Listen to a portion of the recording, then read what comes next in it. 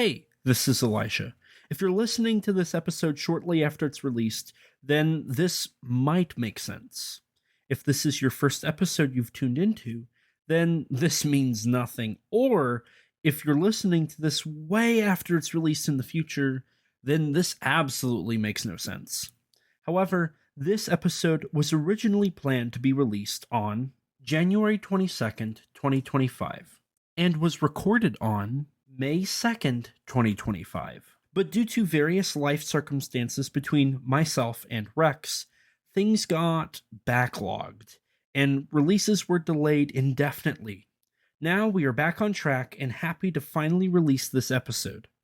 While us, the hosts, will discuss the current, as of the recording, updates in our lives and what tokusatsu we've watched, the new segments have been removed entirely. So the episode will be slightly different. If you'd like to see the edited out content, leave us a message and we'll look into how to tackle that.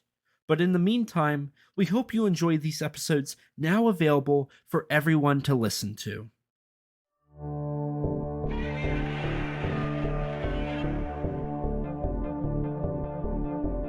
Atomic gigantification was a sweeping Japan nation when along came a dude with an ultra attitude, a common rider who's the greatest kicker of Japan. And of all, man, life's too short now, baby, to not talk big now, baby. Broadcasting across the globe from Two Guys' Room, this is Kaiju Conversation. I'm your host, Elijah, and joining me, as always, my lovely co-host and editor. Hello, I'm Rex. And we are back at it yet again. Another episode is en route to your ears. Rex, how have you been? Oh, man. Pretty good. Absolutely horrified by the fact that we are a third of the way through the year. What? Yes. Hold on. No. A third of the way through the year was like a month ago, homeboy. No. Yes? We're in the fifth 4 month. out of 12 months. Yeah, We're in the fifth month. Very start of it. So we've been through 4 months out of 12. That's a third, bro. Oh, a third is complete. Oh, I see what you're doing. I see. Did you do third grade maths? Did you pass the third grade? No. Clearly not. Yeah. You know, I live with like two actual math experts. Maybe I should get them to tutor you.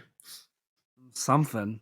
It also doesn't help that I've just not been sleeping. But that's we'll talk about that. We'll talk about that. So yeah, I didn't think about that. It is weird to think that we're already in May. Horrifying. Absolutely horrifying.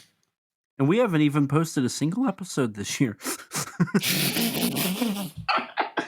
Oopsie. Well, we posted Kaiju 25, I think, in January. We've recorded more. Remember. I don't remember either, but we've recorded more. This is like our third recording in the last 2 weeks. Yeah. We're getting back into the swing of things. Now we just got to get the editing side of it caught up. And real. Oh my god. Especially me.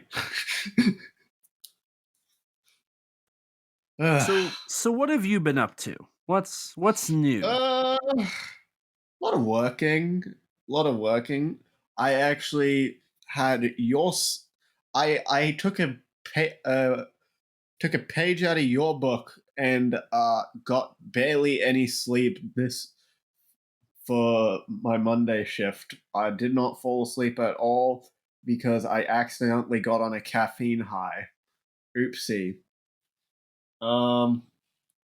Outside of that, it hasn't been too exciting. I did help on a small experimental short film for a friend of mine in uni. So that was pretty cool. It was mostly just helping point the camera at a green screen, to be honest. But yeah, it was still fun. Well, that's good. Yeah. Not the And whole like not sleeping thing, but I mean, I don't know. You might find that good. I don't know.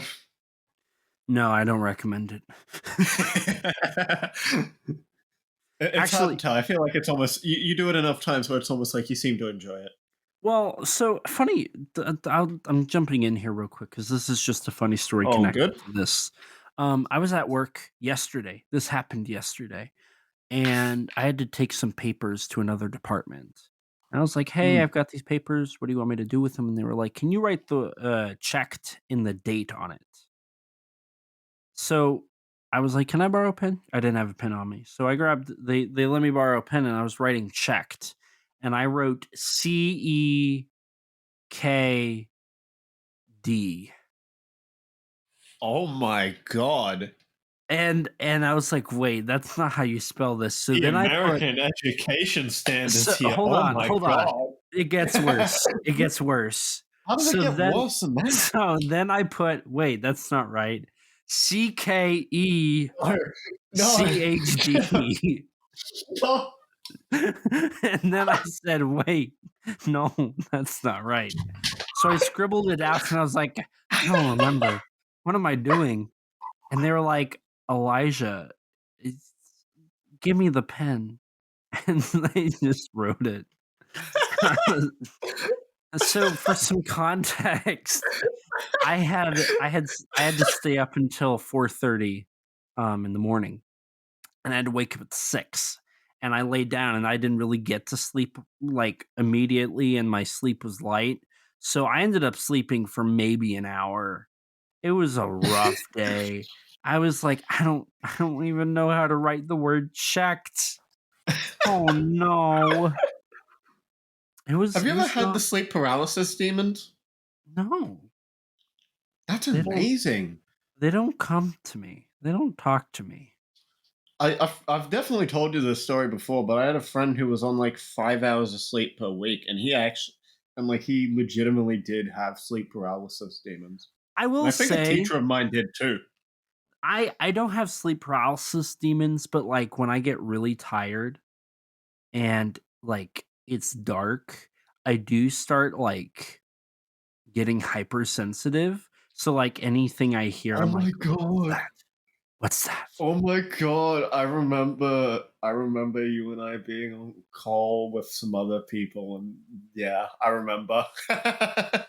What was the I don't remember this. What's the context? Let's hear it. I don't remember entirely, but it was late at night for you, like probably like yeah, like probably like I think it would have been like 4 a.m. for you or some shit like that. Or oopsie. And yeah, you were just like you're basically talking like you thought there was like a ghost in your house or something. You were like Oh. legitimately terrified. Oh, I think I do remember that. I like now that you're saying it, like I'm putting pieces in my head. I'm like, The maybe I do remember that. one I call you remember. well, if you remind me and give me enough information, I usually remember. But no, like Sometimes. so like for me now, uh when I'm This was like like 3 years, yeah. probably more than that. 4 years ago, honestly. At this, So dear God. now I think that it gets worse, but Oh, also but because here's the thing now, like I'm in a house by myself, right? Like I'm in a two-bedroom house with nobody near me whatsoever. mm. So like when I hear stuff, it's like, what what's that? And like if I am sleep deprived, it's like, okay, what is that? You know? Granted, I think because now that it's just me, it's weird.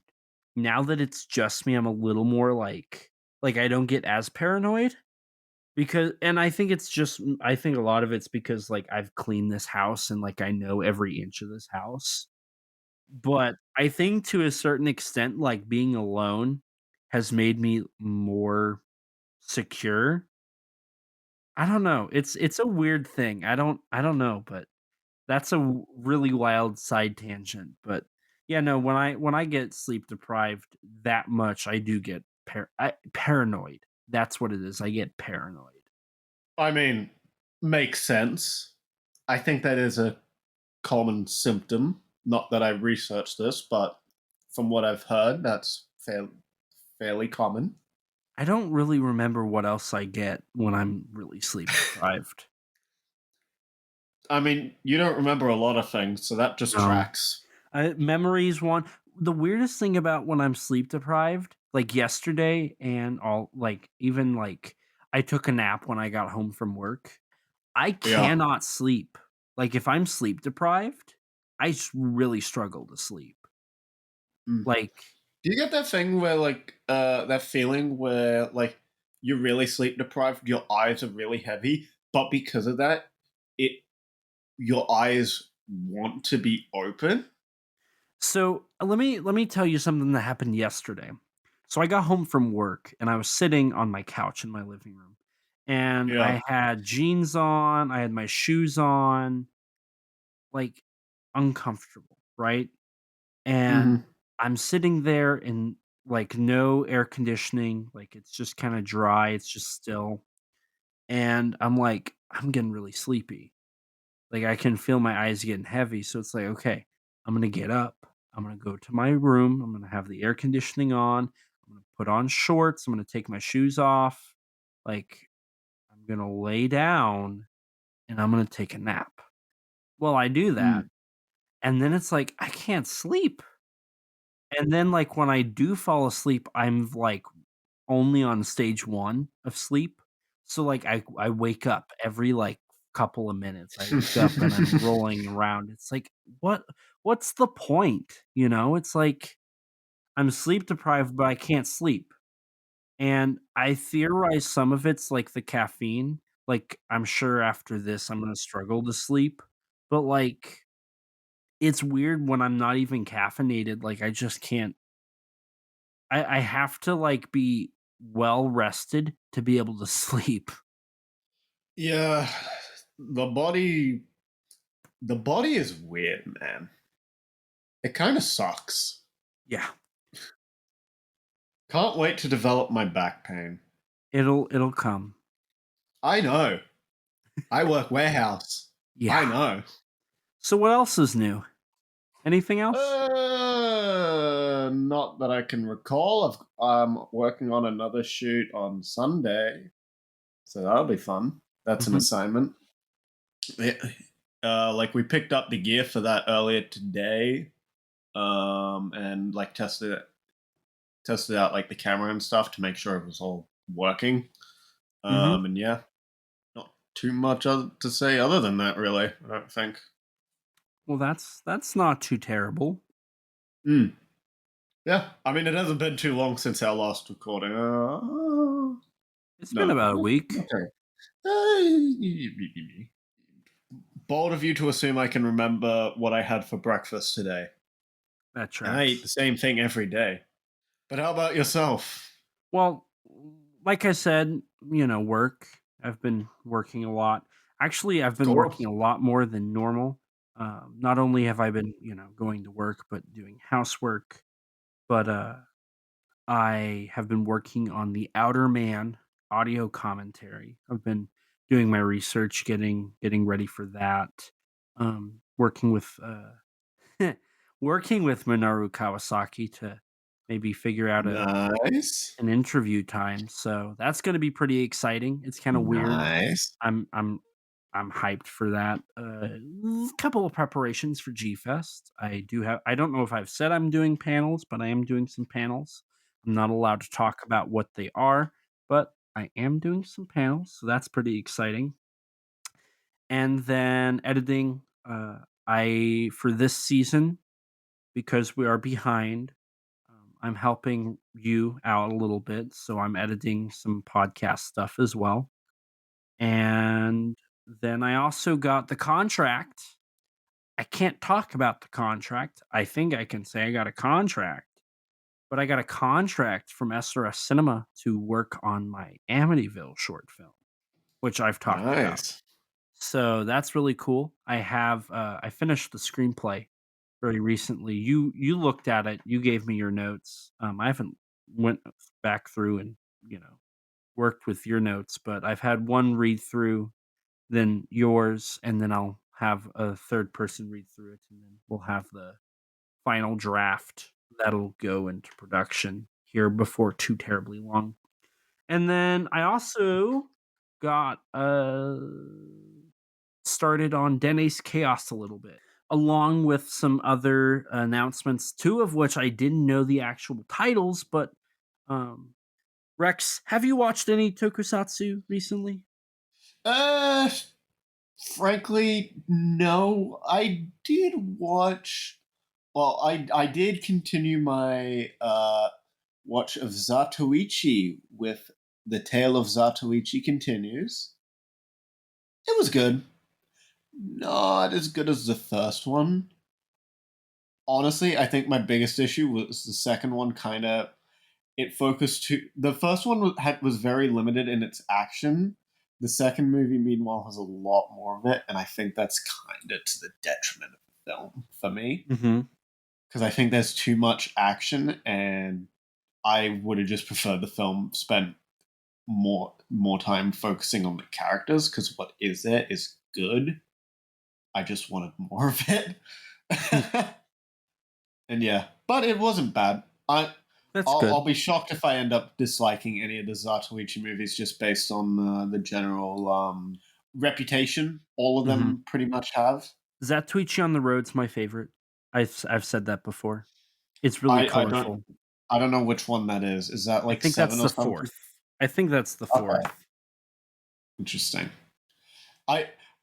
I don't think my friend. I wasn't originally sure if like me and my friend were gonna like. I was gonna watch all of them with him.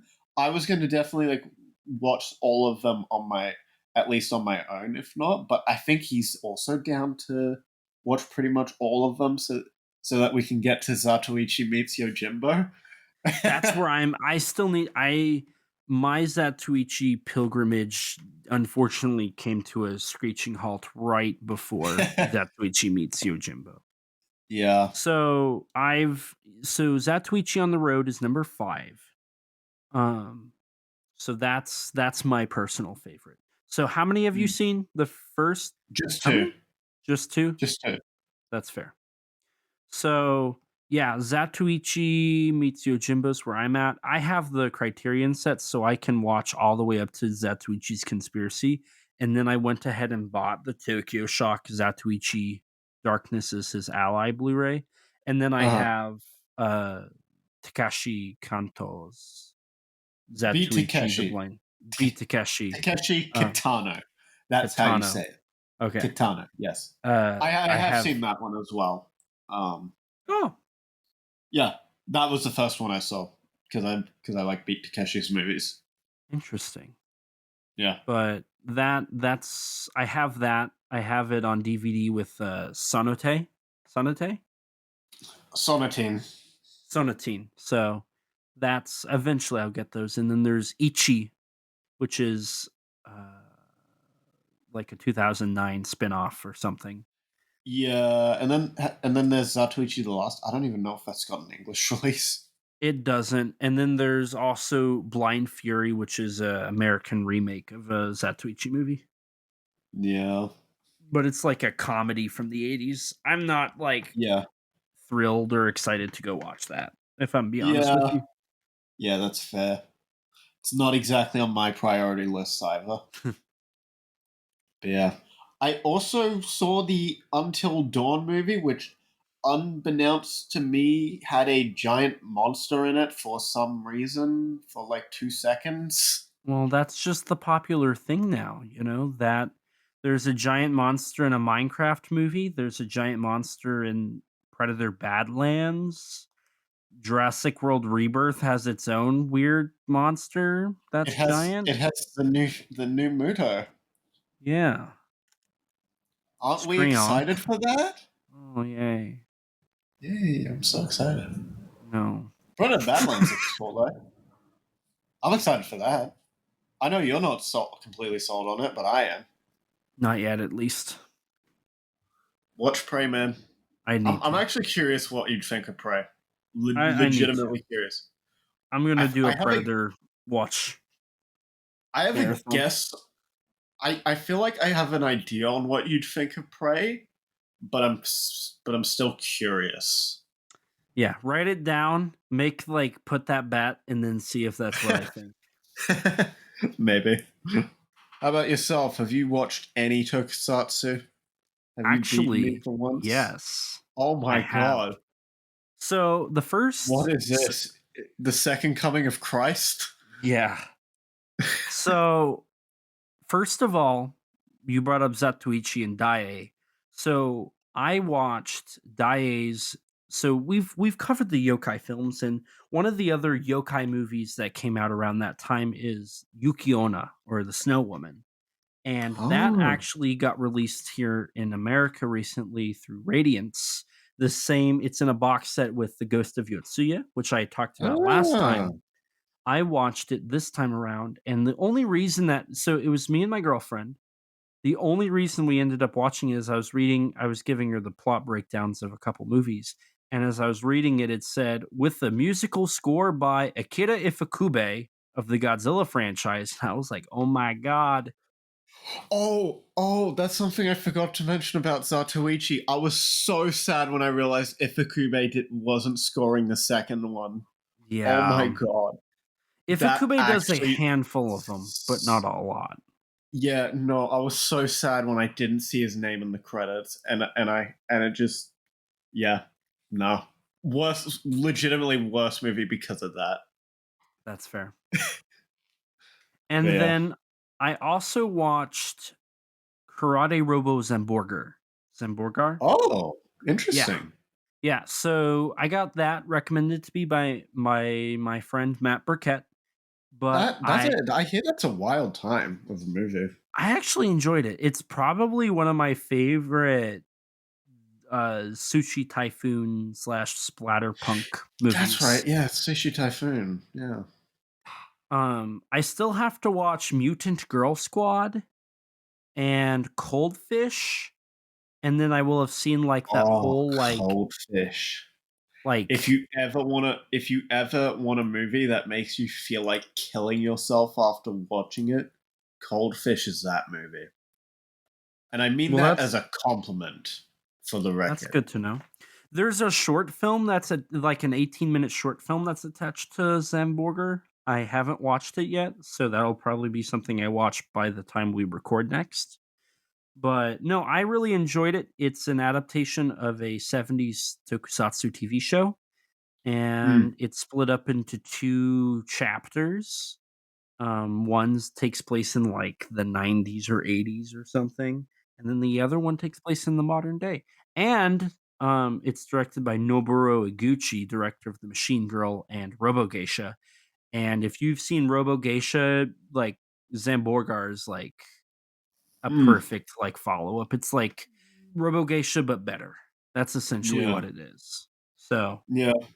For some reason, I think because you mentioned the Snow Woman, it actually reminded me. I recently bought a new movie. We're familiar with Lady Snowblood. We covered in its remake, the Princess Blade, and recently Imprint Films in Australia released a Shaw Brothers movie called Vengeance of the Snow Girl, which, as far as I can tell, has more or less the same premise as Lady Snowblood, but it came out 2 years earlier. So I'm really curious to check out this movie. No one seems to talk about it. I have no clue if it actually influenced Lady Snowblood or if it's a weird coincidence. But yeah, I thought that was interesting and had picked it up as soon as I saw it. Interesting. Oh, and I got the 2 of the new Marvel comics for Godzilla. That's neat, I guess. That's exciting. I read Godzilla vs. Hulk on my way to this recording. It wasn't bad. I enjoyed it. Thumbs up. But outside of that, I haven't really watched any other tokusatsu. I have a couple ideas of what I'll watch next. I want to watch Bullet Train. That's probably going to be one of the ones I watch next. I need to get on that so I can then also watch the Netflix Bullet movie. Train Explosion. Yeah, me too. Me too. I'm hearing good stuff about it. I've heard really good stuff, and there is some tokusatsu effects in the movie, so that's really Yeah, yeah. but outside of that, I haven't really watched anything else. Mm, I'll be watching some of the SRS titles here before long, so I'll probably have of like course. a handful of movies to report back about. Mm, ain't that crazy? You're actually watching I Tokyo. know. That's shocking. Hey man, I'm trying to, watch at least What do you one or mean two you're actually a movies. fan? What the hell? I know. That's insane. So, Rex, if you didn't watch any tokusatsu and I did, and you didn't watch either of those, what are we doing here? Ah, well, I don't know. Maybe we should just wrap up. Go home, call it a day. I mean, we're about we're about at an hour so far. So Kick up our feet, open a beer. Yeah. I don't drink, I've got none in my fridge. so we can't do that. So what Damn. we gotta give the people something. Well, I guess I did also see. I watched a little old movie from like ye olden days, 1968, called like Gamma Free: The Great Space War. You've probably never heard of it. No, no, I haven't heard of that. I have heard of a movie called like Battle Beyond the Stars or something though. I never heard of that. It's like they never released a movie under that title. Yeah, yeah, it's just a part of like the copyright, and it was just like a pitch title. I think I don't. What was the God? What was the actual title? Have you ever heard of a movie called The Green Slime? Green slime. Perhaps I have. Yeah, based on that song, I know you have. Yes. So we are covering. This is our 1968 double feature duo. We are covering the green slime after we covered Gamera versus Viras 2 episodes ago. So where do we start with this? Well, I guess the best place to start would probably be Gamma 1, I guess. Okay. So do you want to give us a rundown of that then? And Sure. then So, Gamma 1 is a series of 4 Italian American co produced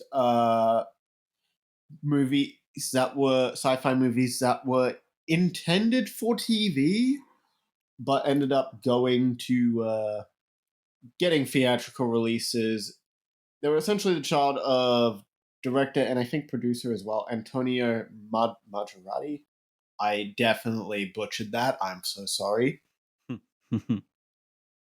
What? What? you stole my old line. I definitely butchered that name. I apologize. That was not intentional. Sure. I hate you. It is important to note MGM distributed all of the Gamma 1 Quartet as what they were titled as when I read them. Mm. They were produced by Mercury Film International. You have Wild Wild Planet, War of the Planets, War Between the Planets, and Snow Devils. Yes. All of which featured one of the writers of The Green Slime, Ivan Reitner. Again, probably butchering that. Very sorry. And that's not the only person that was involved on these films. Right. And so that's where, if you don't mind, I have the first of like 3 rabbit holes Okay, that I yeah. have. So, I'm really curious about your rabbit holes, actually. Where'd so you go for this? these 4 films were partially produced by a man named Walter Manley, who Yes. owned a company called Walter Manley Enterprises. Mhm. And so I went digging because, spoiler alert, Walter Manley is one of the producers of The Green Slime. Yeah. And so I went and I did some digging into Walter Manley because nothing is really out there about him.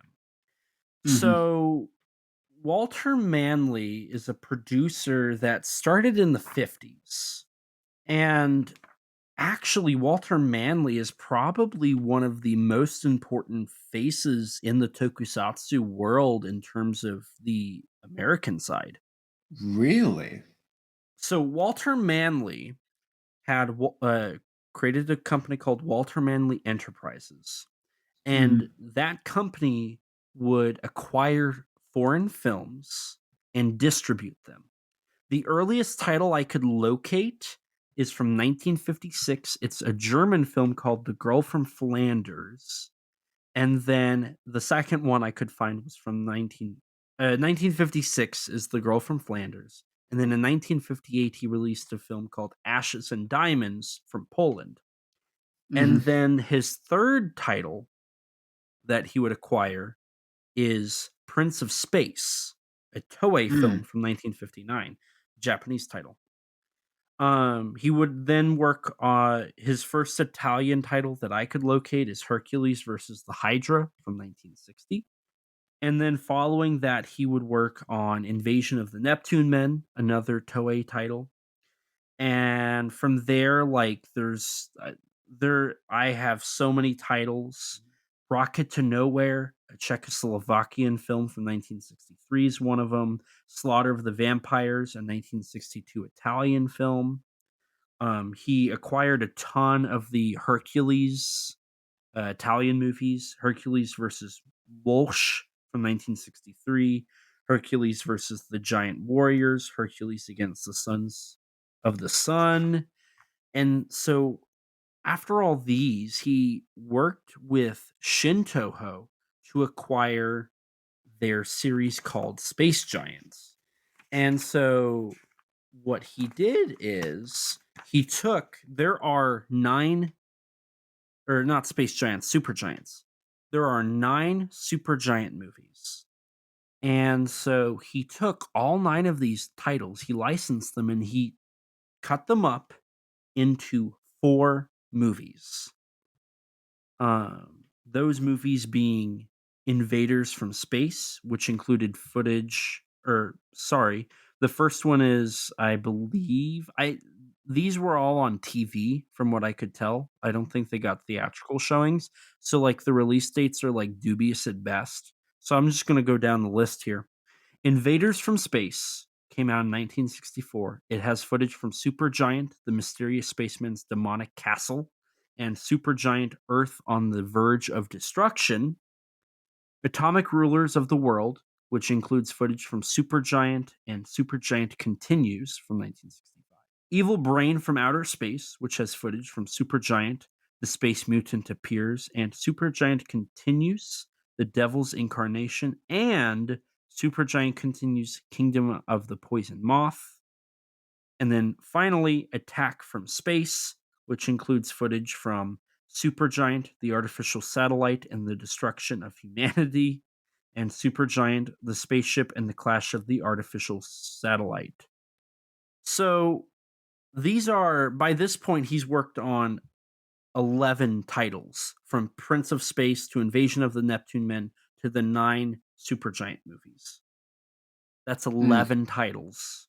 And for context, before we talk about the last two here, for context, the most popular producer of tokusatsu in America, besides Hayam Saban, who obviously did VR Troopers, Beetleborgs, and Power Rangers, is Henry G. Saperstein, Right. the man behind UPA.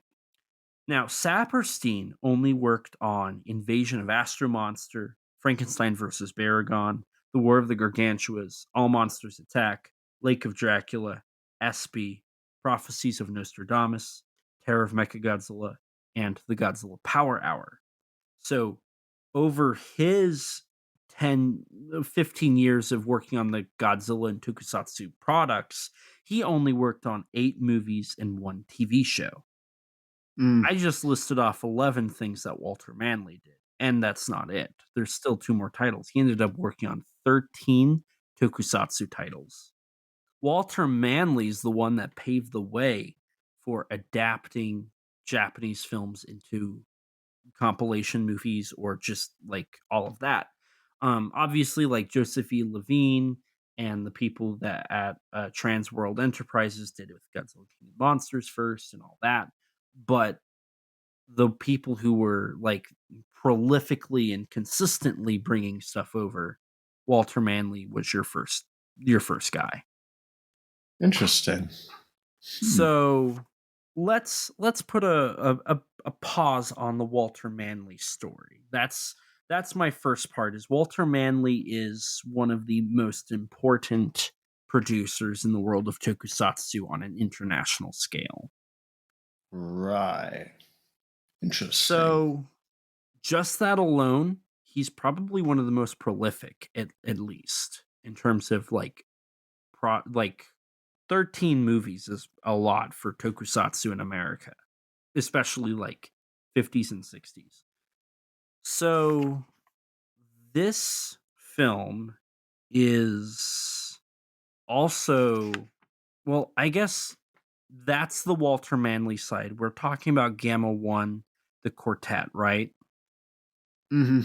So while these films are Italian, we established that, correct? Yes. Yeah, yes. we did. So they're Italian. They made 4 of them, and then they wanted to make a 5th one, apparently. And Yeah. that's where the story of the green slime really starts to apparently take form. Now, go ahead. I mean, I was just gonna bring up, just interject and bring up that the last of these films in the original quartet, Snow Demons, also had, while it was written by Ivan Reitner, it also had the involvement of writer Bill Finger, aka the co-creator slash really the real creator of the Caped Crusader Batman.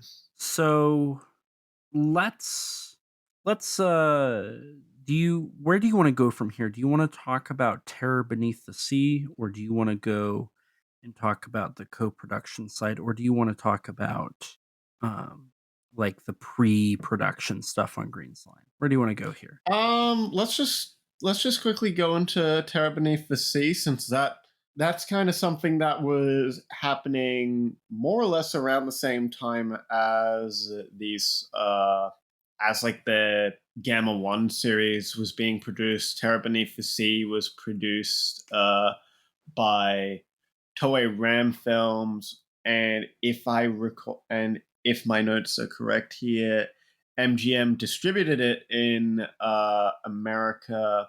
I wasn't entirely sure on this, and I wasn't able to find some concrete answer whether or not this was accurate.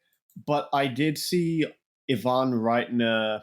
I want to say, was it Walter Manley, who you mentioned previously, and William Ross, who was an associate producer on Green Slime.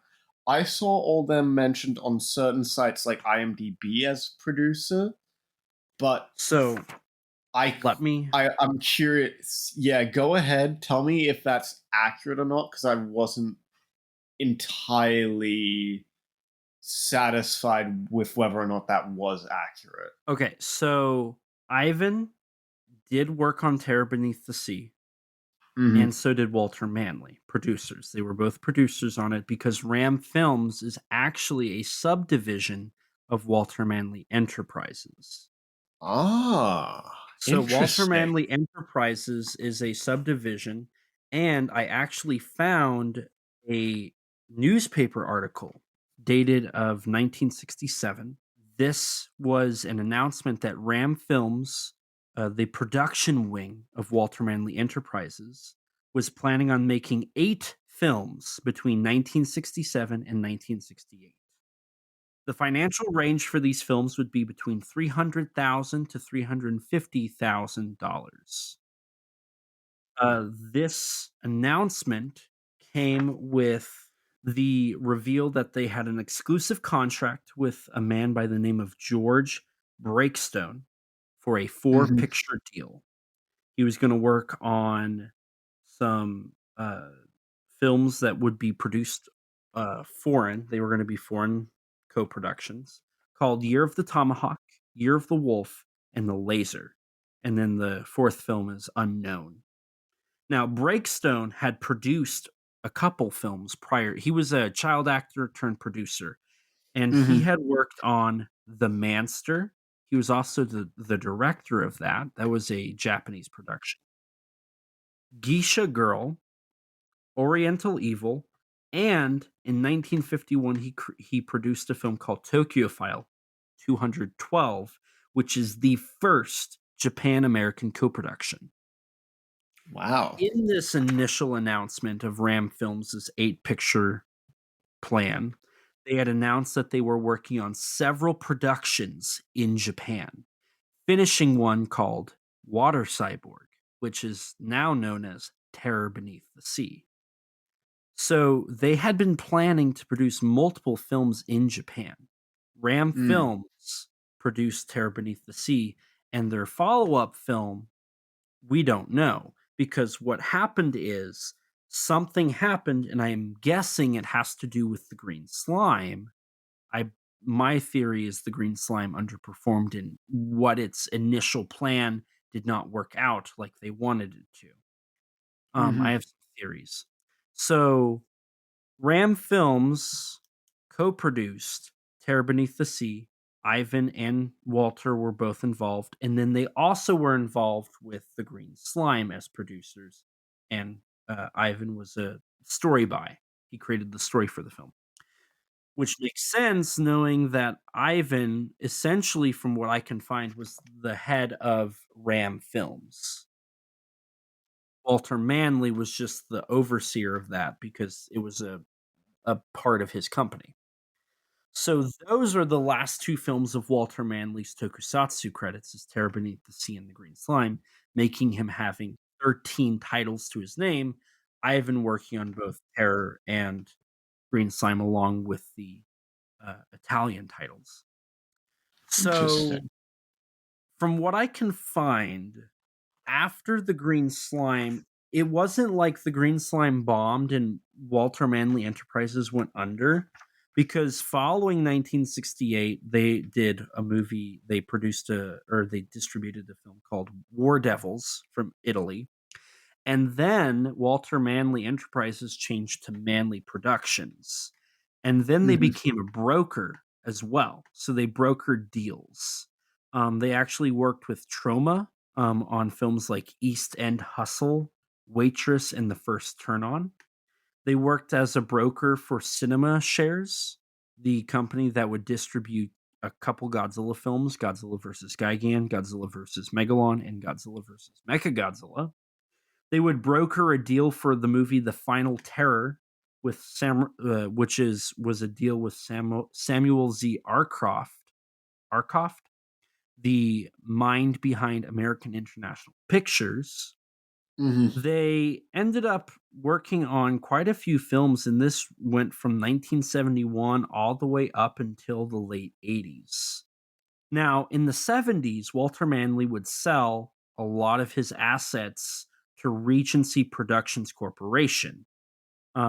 Terror Beneath the Sea was included in this sale, and then those went to Modern Sound Pictures in the mid 80s. So here's the unfortunate information about Walter Manley following all of this. He even worked on, by the way, he worked on Buck Rogers in the 25th Century from 1979. And a lot of this stuff ended up being uncredited. When Yeah. you're a broker or you're like just kind of a quiet producer, you don't really get many credits. And there's not a lot out like in the world about this. I had to go through like multiple sources. Even like his wife's obituary like has a couple of the titles that they worked on. Fuck. Um Wow. so I went and I did some digging.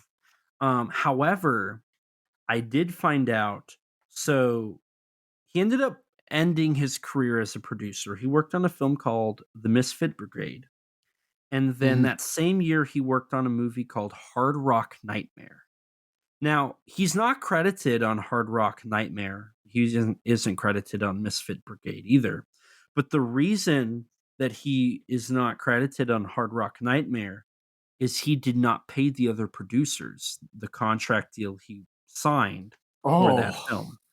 And what happened is the failure to pay those producers led to a lawsuit against Walter Manley and Manley Productions.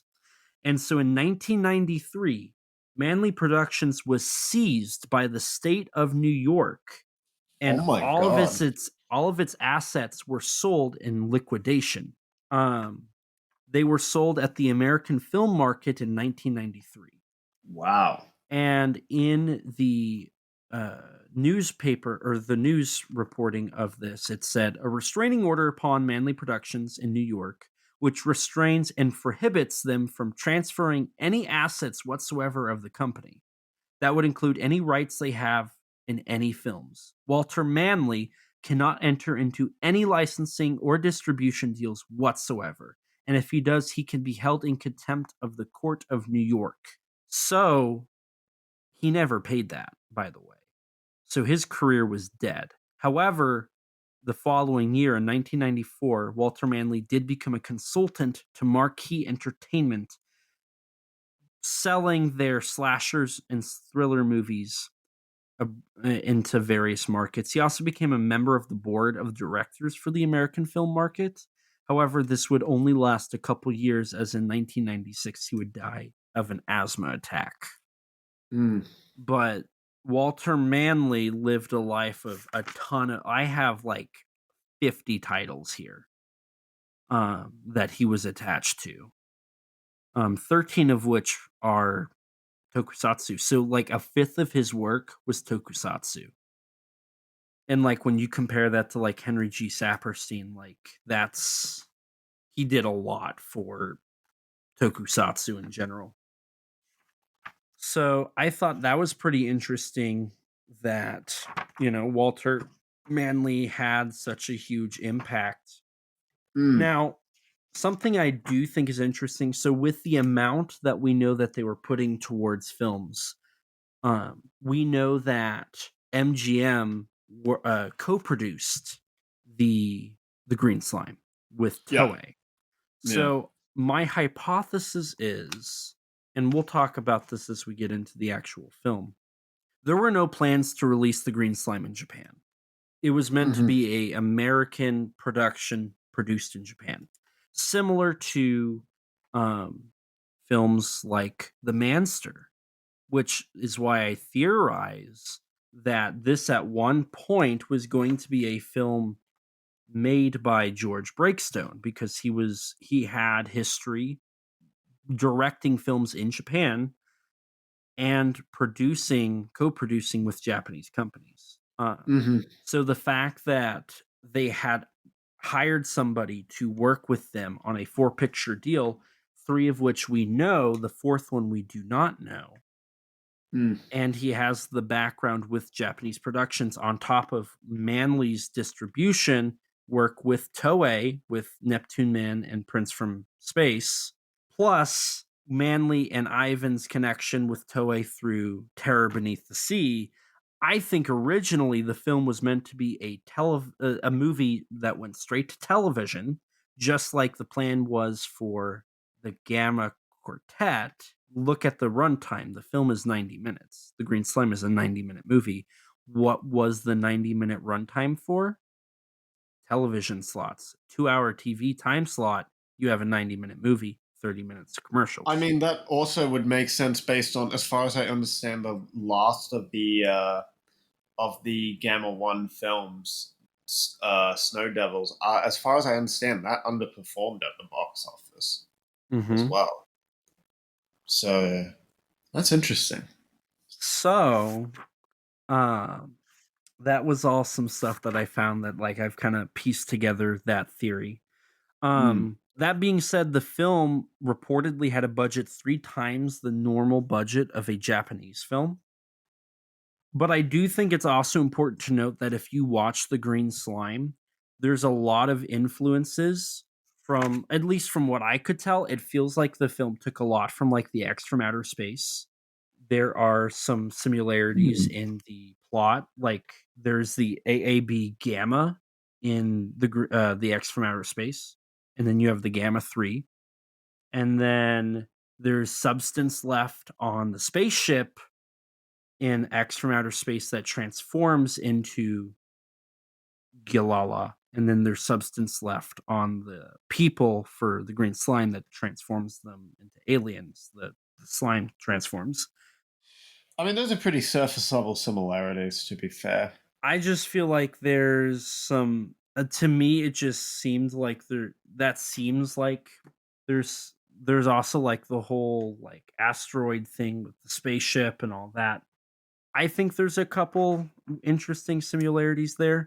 It's also another thing that I read is some people also, it's important to note that the US version is longer than the Japanese one because the American producers wanted a love plot, which that love plot's 20 minutes. That's where that 90-minute runtime comes from as well. So that's another theory, another thing that like I'd add to my theory is like the whole, you know, it's they padded the runtime to get that 90 minutes. And there's also some propaganda that I'm going to inform you about later. Oh, ho, Um ho. so another thing that um I I have 13 pages of notes. I'm never going to read about the green slime again. Also, by the way, it reportedly MGM's the one that ended up providing most of the budget. So I think what happened is MGM kind of took over the film for the most part. Uh, Because they also supervised the script. So I think yeah. what ended up happening is Ram Films ended up getting the short end of the stick because MGM was the distributor and then Toei was the one providing the crew and locations. So Walter Manley and Ivan kind of got sandwiched and kind of forced out of what they were doing entirely. But another important thing is this is all in the world of tokusatsu at this point in time. Because we just covered Gamera versus Viras. Um, and that's a movie that includes like space travel and aliens. And I was thinking about it. There's quite a few. You know, you have Ultraman, 1966 to 67, which you know this film was reportedly produced in 1967, more specifically September through October of Right. 1967, filming lasting about 3 months. You had Ultra 7, which went from 1967 to 68. I already mentioned Viras. You have Destroy All Monsters, which does have, you know, space travel involved. The X from Outer Space and Giant Robo. But you also have co productions that I think are important to note. Um, so around 1968, you know, you have other companies focusing on like the Japan Film Export Association. We've covered that in our Gamera versus Gauss and our Gamera versus Viras episodes. Mhm. And so that was one aspect of the death of the Japanese film industry, especially in tokusatsu, because they were using that as a money laundering scheme and producing profits. Yeah. But this Japanese source also said that international co productions also killed it. So in 1965, well, before this, before I get into this, prior to anything, we had two planned co productions. You Mhm. had Varan the Unbelievable, Yes. which Toho was going to co produce, and they got backed out, and then they lost the budget. So it ended up being kind of a mess, right? And then you Yes. had Gorgo. Gorgo was a King Brothers and presumably Toho, from what I've heard, co-production, and King Brothers pulled out and then produced Gorgo solo. And then it took a couple more years, and then you had Benedict Pictures Corporation and UPA co-producing Invasion of Astro Monster, Frankenstein versus Baragon, and then The War of the Gargantuas. And then we saw Toho continuing their co-productions with Rankin Bass with King Kong Escapes. Now, it's important to note that Ibra, the 1966 Godzilla film, did not have co-production. It was the B movie in terms of the Yeah. of the tokusatsu, because it had Fukuda and it had Arikawa and not Honda and Tsuburaya, right? Right. And Ifukube and then Sato, right? And then in 1967, Son of Godzilla also was the B picture because it had Fukuda, Arikawa, and Sato, not Ifukube, Tsuburaya, Honda. The heavy hitters were working on the co-productions because they had the money to, right? Then you get to 1968. Benedict Pictures Corporation's no longer helping. Rankin Bass isn't involved. They produce a single A picture title, Destroy All Monsters. It's the end of the Toho Godzilla franchise. Now we know the plan was originally to then start co-producing with Filmway Godzilla titles. But what happened? That fell through. And then we saw no more co-productions. And what happens after that? You get All Monsters Attack, a film that had no budget. And that's the death of the budgets for Godzilla films, is the lack of those co-productions. Because Godzilla titles already from 1965 were getting smaller budgets because those co-productions were going to other titles. Godzilla movies were turning into B pictures. Destroy All Monsters was a last hurrah before making them international co-productions. Look at some other titles. Toei helped Far East Entertainment produce Yongari, Monster from the Deep. That never even got a Japanese release. That was the same deal that What Green Slime was supposed to be. They would co-produce, but it would not get released in Japan. It got released in Japan, I believe, just kind of like it ended up working out that way. They didn't plan on it, but it just kind of happened. Like I said, they didn't plan to do a Japanese release of Slime. And then look at Daiei. Daiei, which had help from the Japan Film Export Association, because Toho and Toei didn't, Daiei did. However, Daiei started to phase out that money for the Gamera titles when American International Television signed a deal for Viras. What year did Viras come out? 1968. 1968, and then they worked on 1969's Gamera versus Guiron, and then Daiei failed to uphold their contract, which was the yearly films, in 1970, and that contract died. And so after that, the Gamera films had lower budgets than ever before, and they had to work on like where they could make money and get money from outside sources. So this Japanese source I read suggested the idea. Gamera film in 1970. Jiger. That was 1970. I thought Jiger was 72. No, Ziegler is 71. And didn't Jiger come out after? No, it's Jiger then Ziegler. Jiger is 1970. I don't think that was a co-production, was it? I don't know. I have not researched Jiger. No. It did get a release by AITV. But it was a co-production with the Toho Expo, or the Japan Expo 70. So it wasn't the same thing. But hold on. You're right. Sorry, I misspoke. So Jiger didn't have that international co-production, but it still had Expo 70 because they did pay to like have Expo 70 promoted in it.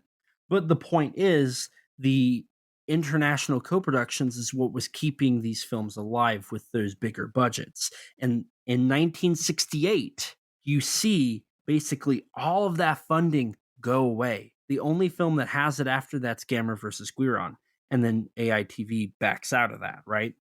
Because at that point you had the licensing of the older titles. My theory there is you started to see the overexposure because everything turned to TV, and TV wasn't as profitable for these companies as they were theatrically at the time. But this Japanese source said that these international co-productions was probably a huge part of what killed the Japanese film industry. and what killed specifically the Tokusatsu side of things. Which Mhm. makes sense when you look at that timeline and you look at the numbers of like, okay, the A pictures were getting the co-productions, the B pictures were not. The B pictures is what ended up surviving, which was Godzilla, and then Godzilla died and then came back as a very low budget project. I also theorize MGM got involved with the Green Slime because of their 1968 film 2001: A Space Odyssey. It had a Yeah. budget of 10.5 million and made a box office of 146 million. So, I think those are adjusted for inflation, by the way, just so we're both on that Right. same Okay. page. But I'm pretty certain that like MGM got involved for, the um because they had started working on space movies like 2001: A Space Odyssey. By that point, I think that was going to probably be entering its post-production phase. Um Right. I mean, also just this was like right at what, like the peak of the space race, pretty much too. mhm. Mhm. Because like what, a year later is when Apollo 11. 69. Yeah. Yeah. So, I know I've been kind of just rattling off a bunch. Um but Hey, it's interesting. the green slime is probably one of the last entries of the second wave of tokusatsu in the 60s. Mm. Before everything crashed in 70, which makes more sense because by 1970 international co-productions had ended and the Japan Film Export Association was abolished, and with both of those main sources of budget gone, the titles went too. I have one more rabbit hole. We'll get to it. In that case, where to go next, really, I suppose.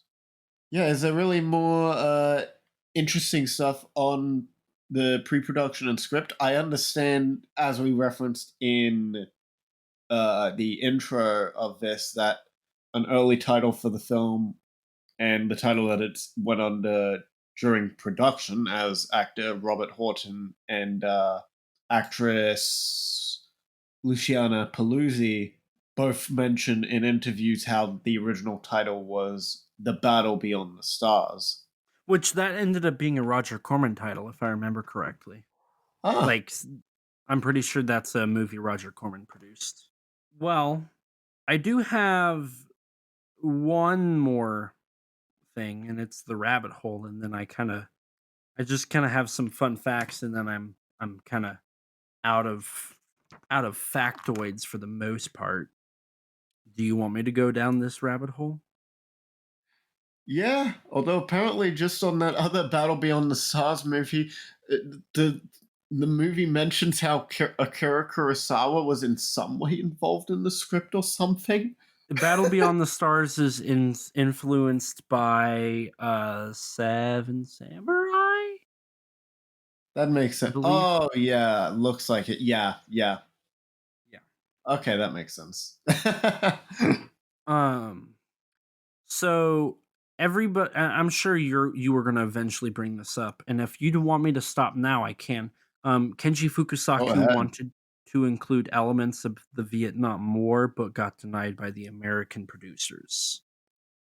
Yeah, yeah. They talked about Robert Horton talked about in an interview with Brett Hominick about it, where Brett Hominick asked if that was a theme in the script, and Horton Horton talked about yeah, Horton talked about how he had spoken with one of the screenwriters. He didn't specify who, but according to the screenwriter, the really all the story was about is the agony of the chain of command, and that's the most it really is about. Well, apparently, in an interview, Fukusaku also revealed that during the production, Fukusaku asked producers if he could cast black people in the film. Uh huh. Let me And the guess. They said producers no. said, "No, we don't need them," is the direct quotes that were pulled from this interview. Now, important thing to note. You want to know what happened in 1968? What? The assassination of MLK, April Oh, 1968.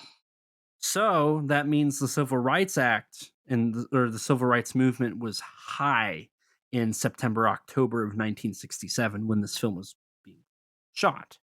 So your American producers, who are old white men, probably didn't like the civil rights movement going on in America, which is why they would make it a entirely white cast. Yeah. The only one that's not white is the Italian lead lady. It's the Bond girl. Yeah. Also, another thing that was growing in Japan, and I believe this is why the film was not released it was not initially planned to be released in Japan. So, in March of 1968, bear in mind this is after shooting is done, but this is an event that happened, and there was stuff that was leading up to this. There was the University of Tokyo Yasuda Auditorium incident, where a group of students, part of the All School Joint Struggle Collective, Wait, does this involve Nobsuke I Kishi? don't know, but Might be. what do you got? Sorry, this might be a completely separate thing, but it was like a political movement that led to like Nobsuke Kishi. What's his goddamn name? What's the name of the guy, the prime minister that got assassinated? I'm blanking on it. Shinzo Abe? Shinzo Abe, his grandfather, where there was a lot of corruption around him, and there was a scandal, and a bunch of students, in response to it, he was basically forced to resign as prime No, minister. but Okay. I think there is something. I think like in the rabbit hole, like you can eventually get there from here. But there was the name rings a bell to me. Go ahead and explain it to me. There were some boycotts that were going on made up of the New Left political students, which was a political movement of what is the title of this event again, by the way? The one that specifically referenced from what I read was the University of Tokyo Yasuda Auditorium incident. So the group of students, their primary like thing was like pushing for better living environments, but this group of people also was pushing for the abolishment of the Treaty of the Mutual Cooperation and Security between Japan and the U.S.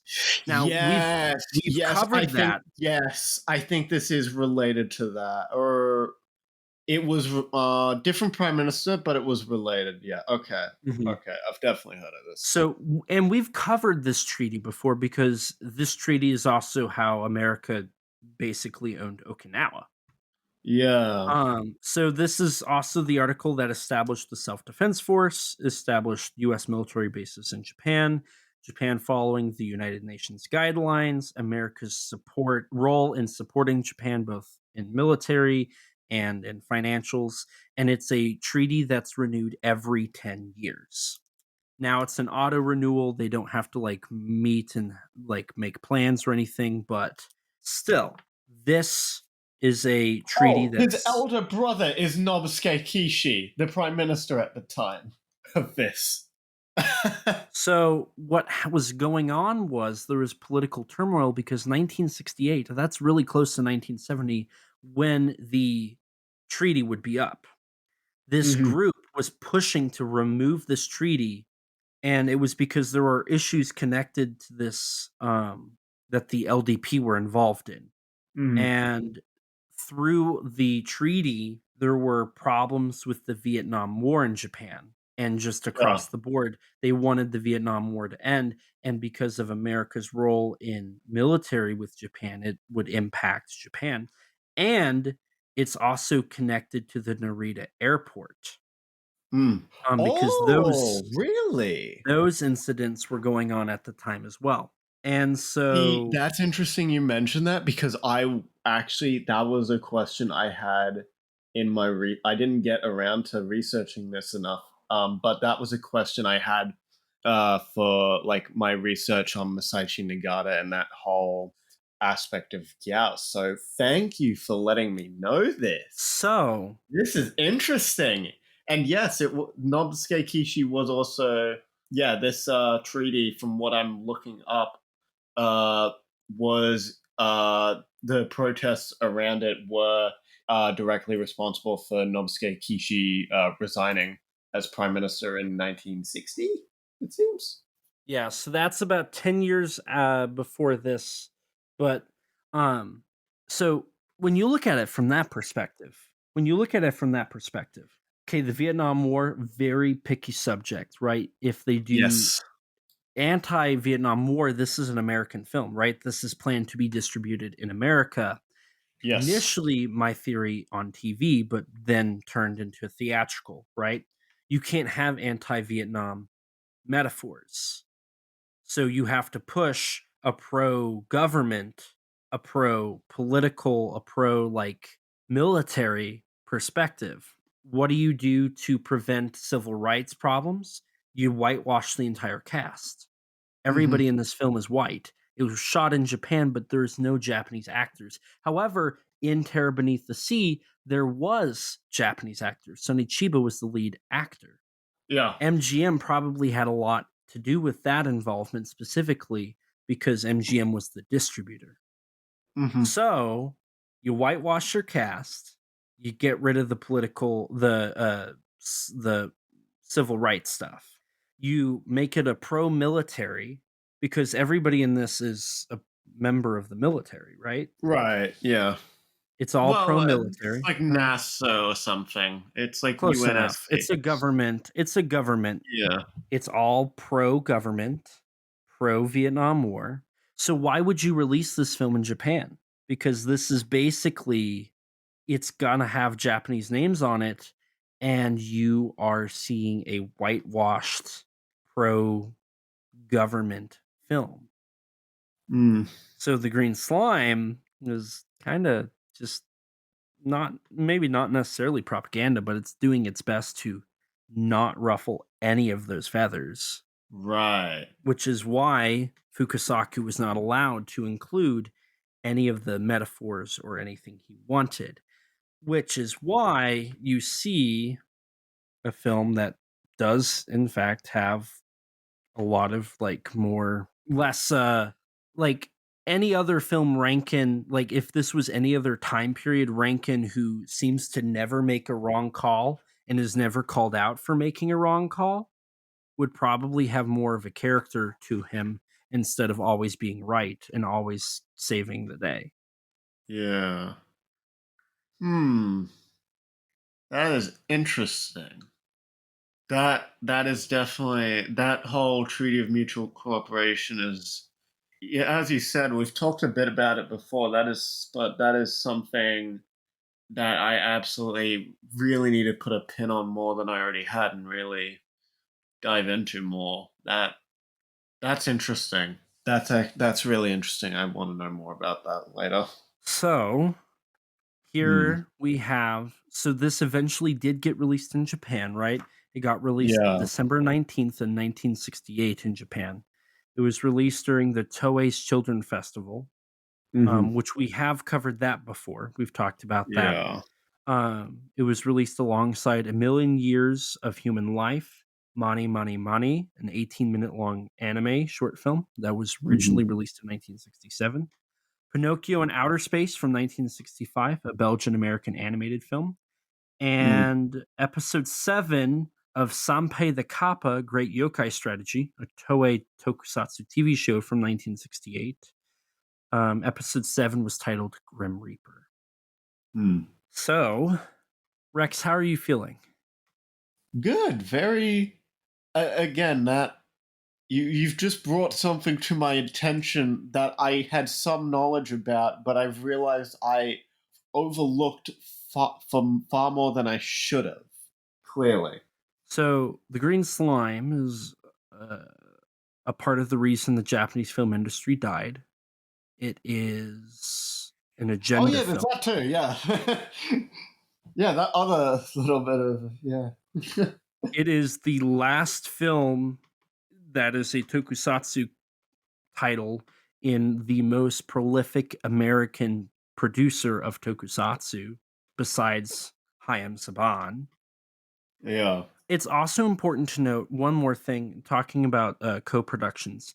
While the first Japanese co-production was in 1951 between America and Japan, the first major Japan-United States co-production was None But the Brave from 1965, which was a co-production between Toho and Sinatra Enterprises. Frank Sinatra's, Oh uh, my god. I yeah, think I have heard of that, but wow. he wrote, directed, and I think starred in it too. But again, look at the time frame there, 1965. 65, yeah. Toho as well. Toho, right? Most of the major co-productions are Toho or Toei. Toei co-produced a couple other titles with American companies that are like they were like crime films or something. Fukusaku like worked on a couple of them. Mm. And so Toho and Toei banked on the international money, whereas Daiei, Shochiku, and Nikatsu banked on the government money to distribute their films internationally. Hmm. Both very opposite sides of the spectrum in terms of what the financial funds are there for, but both ended in the same problem. Mm. Wow. It's weird to say this, but the green slime kind of helped me recontextualize the Showa era yet again. Bro, it's like we keep recontextualizing every movie we do. It's like we recontextualize the entire Showa era, particularly just the death of Japanese cinema. I feel like now, more so than ever, from 1965 to 1974, I'd say, is completely like I'll never look at it the I'll same. never see it the same again. Yeah. Wow. I also just think it's really funny that like two opposite ends of the same goal just like Just together. doomed the industry. Yeah. I guess what it comes down to, and this is I almost feel like this is like the conclusion to like this whole little like thing we've been on with the Showa era stuff. When you see a film industry like starting to like bank on and hope for that financial backing, that's when you need to start being worried, right? Um, whether it's through governmental funds or funds from outside sources, right? Like your UPAs or your AIPs or your RAM films or your MGM. That's when you need to worry because that's when your industry can no longer self sustain. And Mm. that's when you need to start worrying. That's whenever you need to like take a step back and figure out, okay, how can we make this self-sufficient again? Because both of those things lead to a collapsing of an industry. Very interesting. God, surely there's no way after this we can further recontextualize this one period of time. I mean, we have a couple more films that could potentially do it, primarily Gamera. Oh, Nagata. Oh, Nagata. What a character. I do know that there's a lot of things that like I've heard like kaiju film historians say that like when the companies stopped licensing stuff, that's when things started to die out.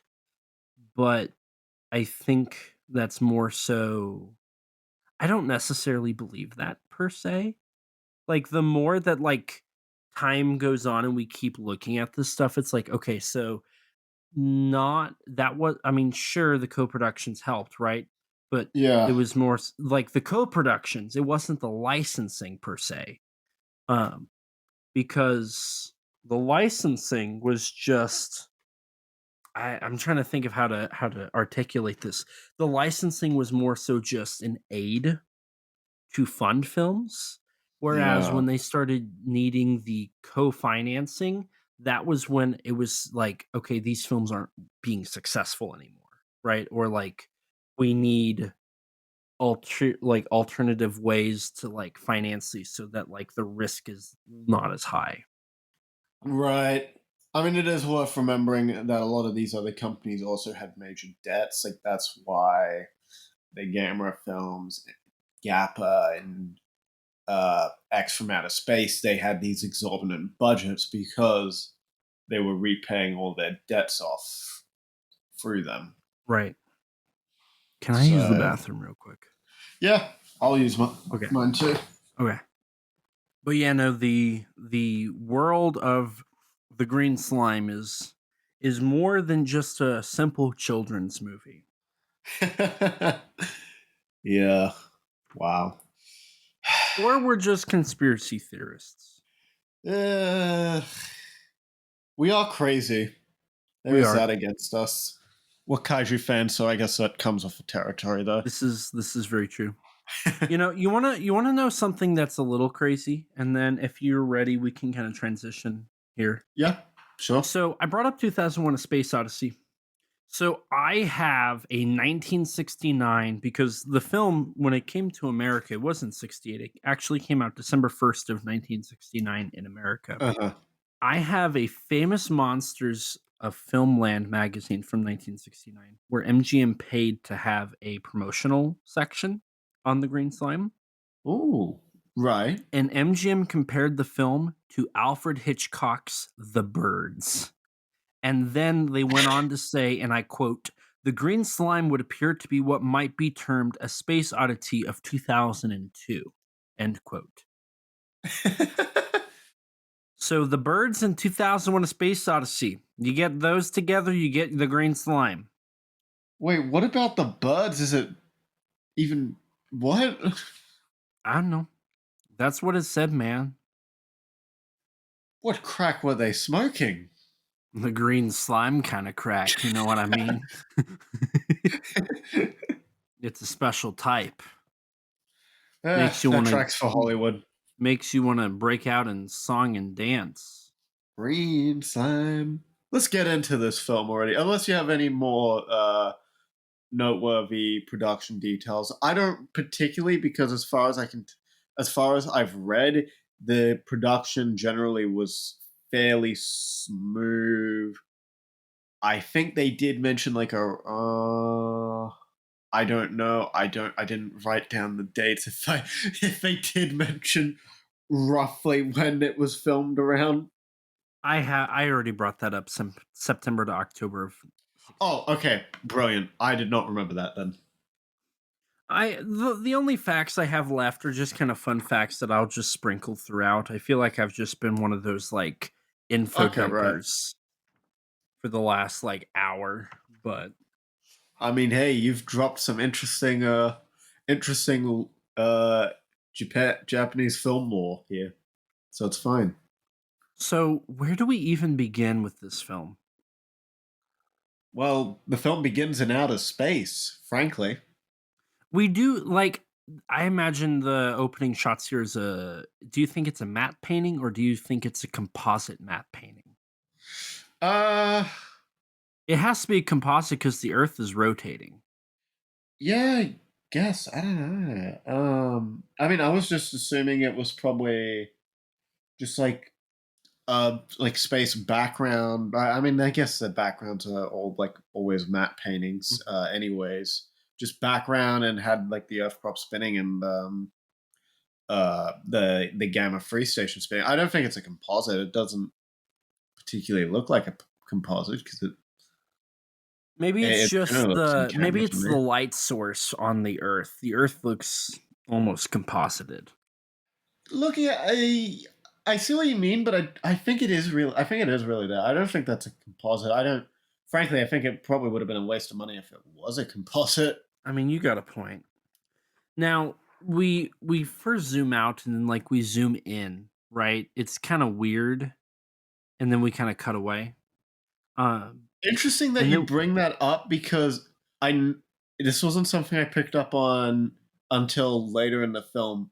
But so the camera is very frantic in this movie a lot of the time. Yes. At one point, there's like a ton of Dutch angles.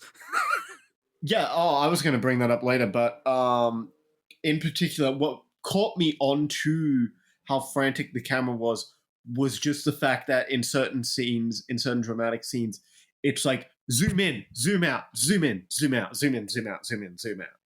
It's hmm it's crazy.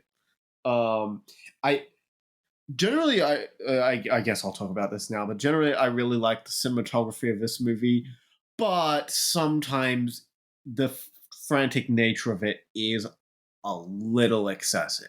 Yeah.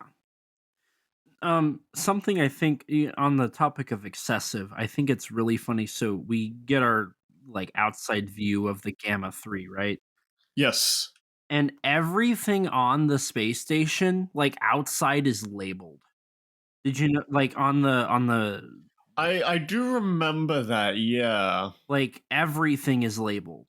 They have like, and later on in the film, like we see like there's like a label that says like door or something, and it's like Does it what? actually? I don't remember what it is, but it's like okay, so they have like labels for everything on the outside. Like they couldn't I tell get. what it is. I guess they're at least organized. Something like that. Good on them, you know.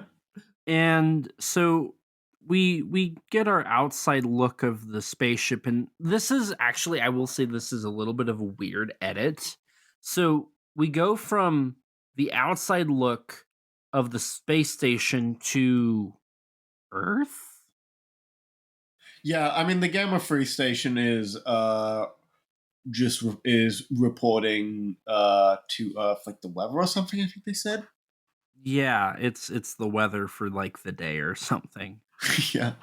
which I don't understand. Like this I is mean, we such a never really weird opening. learn what Gamma Free is even for. So Right. yeah, it. I mean, it takes us. It smoothly takes us to the UNSC base with some absolutely beautiful miniature work here. Mhm. Like this isn't I far from like Toho No, here. not at all. Yeah. The detail of like all the driving cars, and it's just this miniature set of the UNSC like base with like the Yeah, and rocket in like the the background. spaceship in the background. Yeah. But you are correct. Like it's very well done. I guess now's a good time to bring up that the special effects for this film were produced by Nippon Tokusatsu Eiga. Um Led by Akira Watanabe, who was worked on various Toho kaiju films, but specifically the company that did the special effects for this film also worked on Gappa the Triphibian Monster, The X from Outer Space, The Living Skeleton, and Genocide. Which is interesting because I don't remember, I don't recall X from Outer Space or Gappa being uh, having anywhere near as beautiful miniatures as this. I wonder if it's the budget because this film did have a higher budget than those. Possibly, yeah. I mean, yeah, Or those films. maybe a longer production time as well, just because like there was a 3 month shoot here. Mm, I mean, those films only had like a tenth, like it used a tenth of of their allotted budget. So, but Right. budget actually is that's actually a really good point to bring up there. So, I yeah. think budget and time because a lot of Japanese films were made in about 3 months total. Hmm. Yeah. Whereas this one had 3 months to like shoot it, and then like Hmm. a whole like post production time after the fact. Yeah. But in the military, in the UNSC base, everyone's going for their daily routine until some weird interference on a monitor leads them to discovering an asteroid. Which, real quick, I want to point out that like right before the asteroid's detected, like we see like this girl give this guy this paper, and he's like, "It's so wonderful, like nothing ever happens here." Same old garbage. And it's like, and so I bring that up because that is the writing of this film to a T. And it's wild because do you know how many writers are attached to this film? Wasn't it like 3 or 4? It's four. I'm pretty sure it's four. Charles You have Sinclair, four. Bill Finger, Tom Rowe, and Ivan Reiner. No, there's Takeo Kaneko. Oh, Um, really? yes, there's on the Japanese sources. There's a Japanese writer as well. Oh, interesting. So 5. Tom Rowe, Charles Sinclair, William Finger, and then Ivan. So yeah, there's five. There's five writers on this movie, and that's the type of writing we're getting. An asteroid is on a collision course to Earth, and we transition to our opening credits and a wonderful song that we have already referenced several times.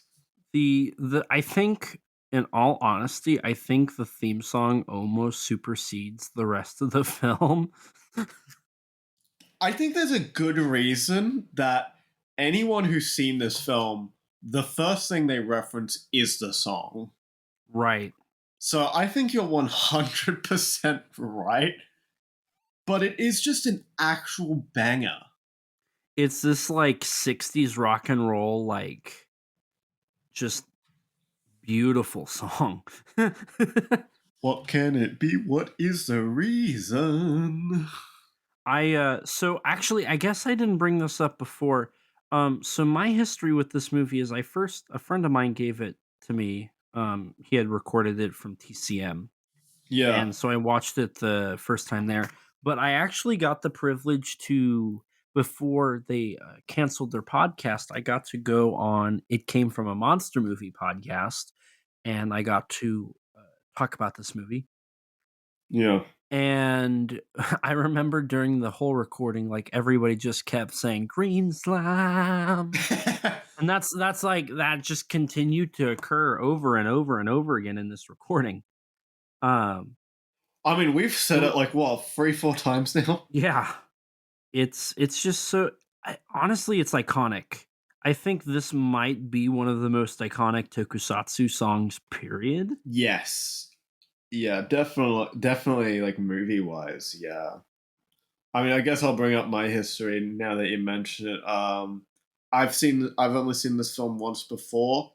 2 years ago, back in 2023, I had the privilege of going to see it at a little like indie film festival that ended up playing like a bunch of weird, crazy movies, and this just happened to be one of the films they picked. I feel like this would be really fun in the theater. It is. It is. In a packed theater, it is a lot of fun.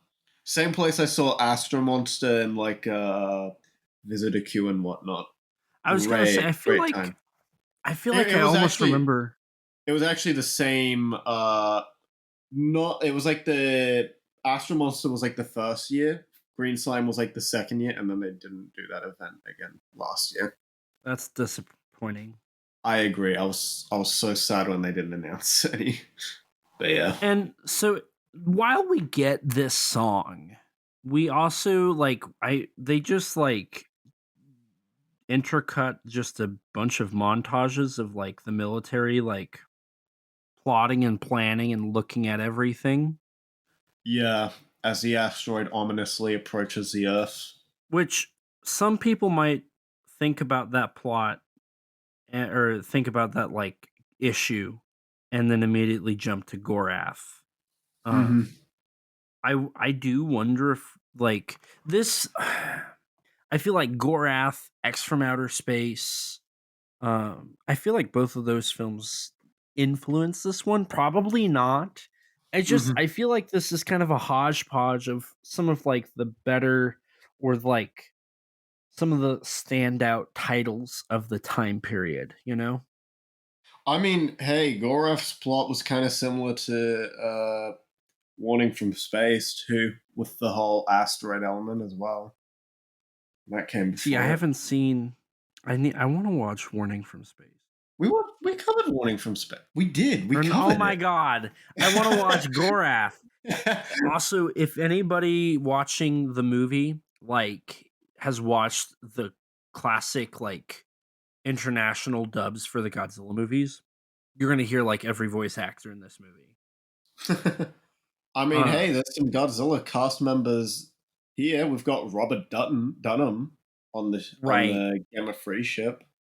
And you can actually hear his real voice and not a dubbed voice, which is wonderful. It's great. So by the way, within 5 minutes, like we are introduced to our problem, right? Which is really good. Also, I do think it's another thing about how this film screams TV movie to me. The credits happen very quick in the movie, and they're very fast with the theme song. And then the end credits, I'm jumping ahead a lot here. The end credits are very quick at the very end with the theme song. I mean, that's to be fair, like the end credits being short is kind of just a trend of movies of that era. True, but it I mean, also it's like not the even a fact, guarantee to have end credits in movies from the 60s, you know? right? Like Mothra vs. Godzilla and most of Toho Godzilla movies at that time, frankly. I Or don't just think like, any of the Toho Godzilla films had end credits. yeah, honestly, come to think of it, yeah, I think you're right. End credits, I Yeah. don't think became a thing for Godzilla until 1984. Yeah. Yeah, that sounds right. So yeah, exactly. That's what I'm saying here. But this is also an American production, which typically they had credits, and they typically were a little bit longer. They're very snappy It with this depended on the one. movie. It depended on the movie, really. They're very snappy with this. At least that's just kind of what I've noticed. Is this film they're really snappy with like moving on. They don't like to sit or linger on anything for long. Yeah. Oh yeah, the movie, especially this first act, moves by very quickly. Because, here we get introduced to, we have the problem, which is this asteroid is on a collision course with Earth. Right. We We're get introduced to the. introduced to Commander Rankin and his boss, who informs him of the mission. That's true because Rankin shows up before the 5 minutes. We're introduced to his boss, and then from there he. Now here's the part that like I don't appreciate. Mm. There is no like pushback. He's just like, I'm the guy that has to do it. Like, and that's one of my biggest problems with Rankin is like, there's just never any, like, he always has the answer. He's always Yeah. down. Yeah, I mean I think in this scene it's fine, but it very much, yeah, later on Rankin kind of becomes the he's always correct. He's always the one making the correct decisions, even when and Elliot is kind of seen as a very in mostly not entirely unsympathetic, but he's portrayed as a lot less likable and kind of an idiot in the film, even when sometimes his decisions are like relatively rational, even if they're not necessarily the best. Later on, he gets a bit more irrational, but early on, he's generally fine with his decisions. Mm-hmm. But they're always portrayed in a negative light. Right. And there's always just this kind of smug, like, personality trait that comes with Rankin. I guess, yeah. I guess. He's also he can be a bit of a dick at times. Yeah. So basically, he's told that he's the only one for the job. Well, he's not told that, he says that, but beforehand it's alluded to that he's the only one for the job. He's really cocky. Really cocky. The fact that like, and I get it, like he's looking at a picture of him and Vince together, but also it's just like, okay, you're staring at a picture of yourself and you have this smug grin. It's like you're definitely staring at yourself and how good you look in this picture. Like that's how I feel when I watch this. Okay, I just got the impression that it's just him reminiscing about his friend, man. Nah, this dude's like, man, look at my hair. It's so good. I So love how like when the boss comes in and he talks about how I was like, oh, I've put on weight. He's like, so I see, just immediately as well. yeah, no, he's Like, really damn, like Rankin. he's really quick with those quips or telling people that they're fat or they're Or they're stupid or they're stupid. wrong. Yeah. Yeah. He's very blunt, definitely. Yeah. So Rankin takes on this role. He goes to the spaceship, and like they launch him like immediately and take him, and like he just kind of gets there pretty quick. I mean, Like they hey, don't waste time. they only have like 10 hours till the asteroid crashes into Earth, so you gotta But be quick. also, I think to that there's also a little bit of a problem that I have. It's just all these actors, and it really starts to show once we get on the Gamma 3. But to me, it's like none of these actors are really putting in a lot of effort. Like it feels like they're all just kind of like, I know my line. Here's my line. Next line. Here's my next line. Cut. Like it's very melodramatic. Like I don't feel like really any of these actors are putting in their all. Yeah, they all just kind of do like a fine job, but yeah. I mean, how much of that comes down to the script? How much of that also comes down to like the language barrier between them and Kenji Fukusaku as well? Right, because they had to have a translator on set at all Yeah, times. because he didn't know any English. Right. By the way, this film's directed by Kenji Fukusaku Yeah, director of Battle Royale. and Battle Without Honor and Humanity. We'll Yeah, get into the whole like filmographies of everybody that's like Tokusatsu based, but yeah, no. It's really funny that like a lot of people don't realize. I didn't know this initially that like yeah, Fukusaku did. It's weird to think Fukusaku like was doing Green Slime and then like 40 and then years he later and then did he would Battle make one of Royale. the most controversial Japanese films of all time. Right. Or just like the time gap. That's the big thing is like okay, so he was directing like he had to have been From already in his yeah, mid 20s or something in 68 to direct Green Slime. And like the fact that he was that like he directed for that long of a time period. yeah, and I mean Battle Royale, the first one was only like what 4 years before his death because he Yeah, died during at the start of he production for Battle Royale Battle 2. Royale too. Which it's like he died still filming. That's Yeah, he wild. died after filming the first scene. So it's like this guy like lived, breathed, and like existed in film. Yeah.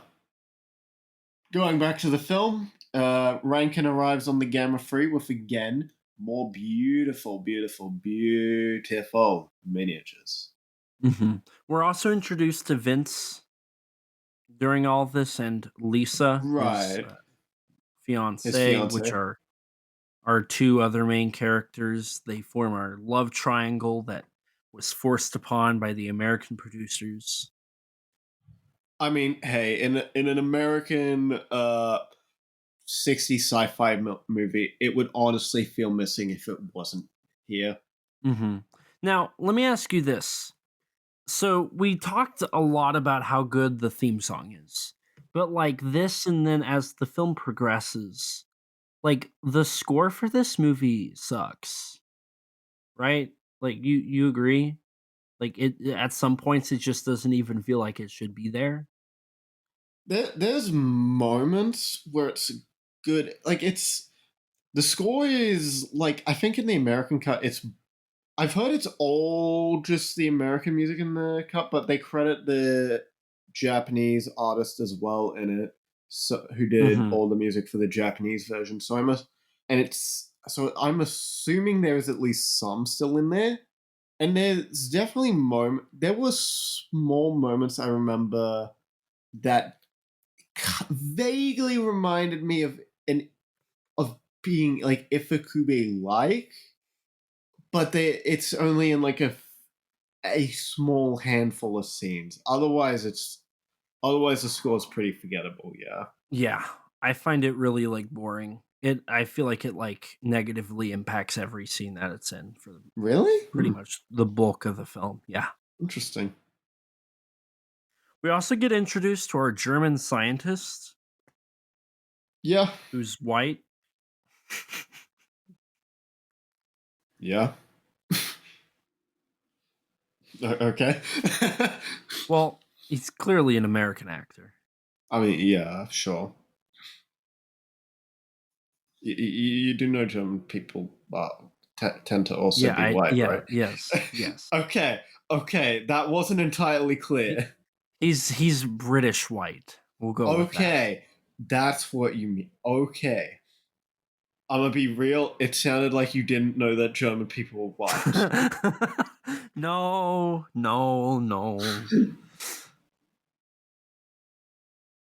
Wait, what?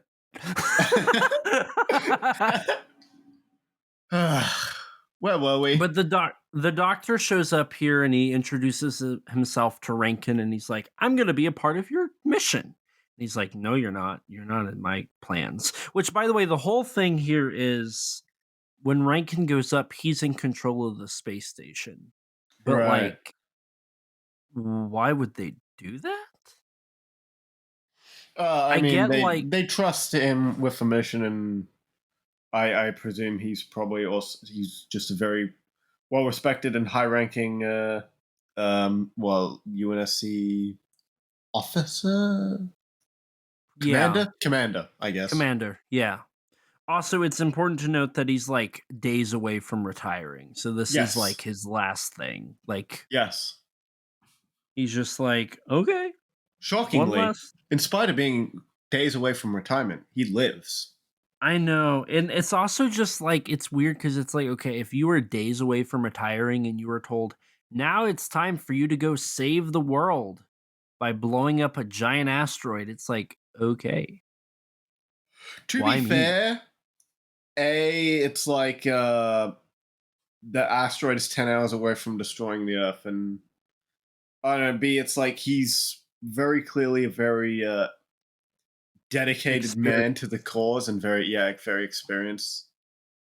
Like very, very coldly dedicated to the point where like, as we said before, he's frankly an a-hole on several occasions.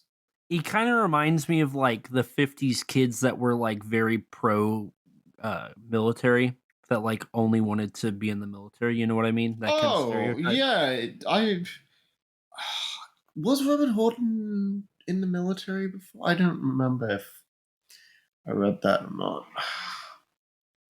He definitely comes across that way as someone who would like have signed up for military 100%. No, but I think he played he like a enlisted lot in of. the Coast Guard. Oh, he did. Oh, Yeah, that tracks. That 100% tracks. yeah. Yeah, at 19 he enlisted in the Coast Guard. He also just played a ton of like cowboys in like westerns. In westerns, yeah. Yeah, so he was kind of. And he was a Republican. So So Vince and uh Rankin have history, which we basically, to summarize it, they used to be, I guess. It's weird because like Vince clearly is like a lot younger than Rankin. At least I think so. Mm-hmm. But like Vince and Rankin used to, I guess, fly spaceships together. I don't know. Like that's kind of what they're doing in that picture that Rankin's looking at the beginning of the film. But they have a history, and somewhere in their history, Vince made a decision that like made him lose a ton of his men, and like Rankin just thinks he's the dumbest person on the earth now. Yeah, I mean they just had a falling out. That's what it is. Yeah. I do think it's interesting that the whole idea of like no man left behind is frowned upon in this movie. Yeah. I think that speaks a lot to, like the needs of the many outweigh the needs of the few, right? Like that's there is like the idea of the ultimate sacrifice is not like a good decision per se. It's more of the like, oh, you're being naive, you're being irrational with your decision making, essentially, is what's kind of alluded to with it. Yeah, I mean this film, like as we said before, this film absolutely portrays Rankin as being solely in the right on everything. So, like, wanting to save someone is just completely stupid in his mind, without any question, no moral ambiguity or like anything like that, really. Right. Which, I mean, when it happens in the film and Vince does make that decision, it is admittedly really stupid when it does happen. Yeah. So as the film continues on, like this film this film falls into the same issue that like Godzilla films have, where like you have a bunch of people sitting in a boardroom or a military base just watching a screen. Like we have a whole subplot of like the leader of the space command like just sitting and watching from their like base on Earth. I guess, but we don't really cut back to them terribly often. We do, I think, a lot in the first act. Once we More get in to the the first second act, act, yes, definitely. yeah. But But generally, the there, first act is still moving very fast. Like we're on the asteroid Flora within less than 20 minutes. yeah, I think it is because they like lift off for the asteroid at like 15 and at like 15:30, and then they show up At about like 18 minutes in. yeah, which I love the set design and the miniature work and the whole design of the asteroid. Like it's really cool. I like how Oh like yeah, I gooey love and it. wet it is, but also like rough and coarse. I definitely think they took a couple pages out of like influences from like Mars. That's my kind of theory. Um, but no, I dig the whole um asteroid, and I almost wonder if they took influence from something like Lost in Space for like the otherworldly like look. Um, Maybe. but it's also like everything here just is kind of a product of its time, like 1960s space, um, and how like asteroids and planets and all that kind of looked. But no, I really dig this. And did we establish that their whole plan is to blow up the asteroid? No, but now we have. Yeah, so the whole point is to blow up the asteroid. Make big boom. Yeah. While they're getting the explosives ready, the doctor ends up encountering a mysterious green substance on the planet. An ooze, if you will. One that starts getting over all of the equipment as he tries to take a sample of it. So, out of curiosity, how how disappointed were you? Were you aware of what the green slime was actually about before you watched it? Not really, no. Were you a little disappointed? Because like when I hear like the green slime, I think okay, so this is going to be like a blob, like a blobby movie. Were you at all remotely disappointed with how like the green slime ended up being like the green residue that turns into to aliens? Why would I be disappointed in monster suits, bro? I mean, I'm just curious. I remember when I first saw this, I was like, "Oh, it's not a blobby movie. It's sludge that turns into monsters. Interesting."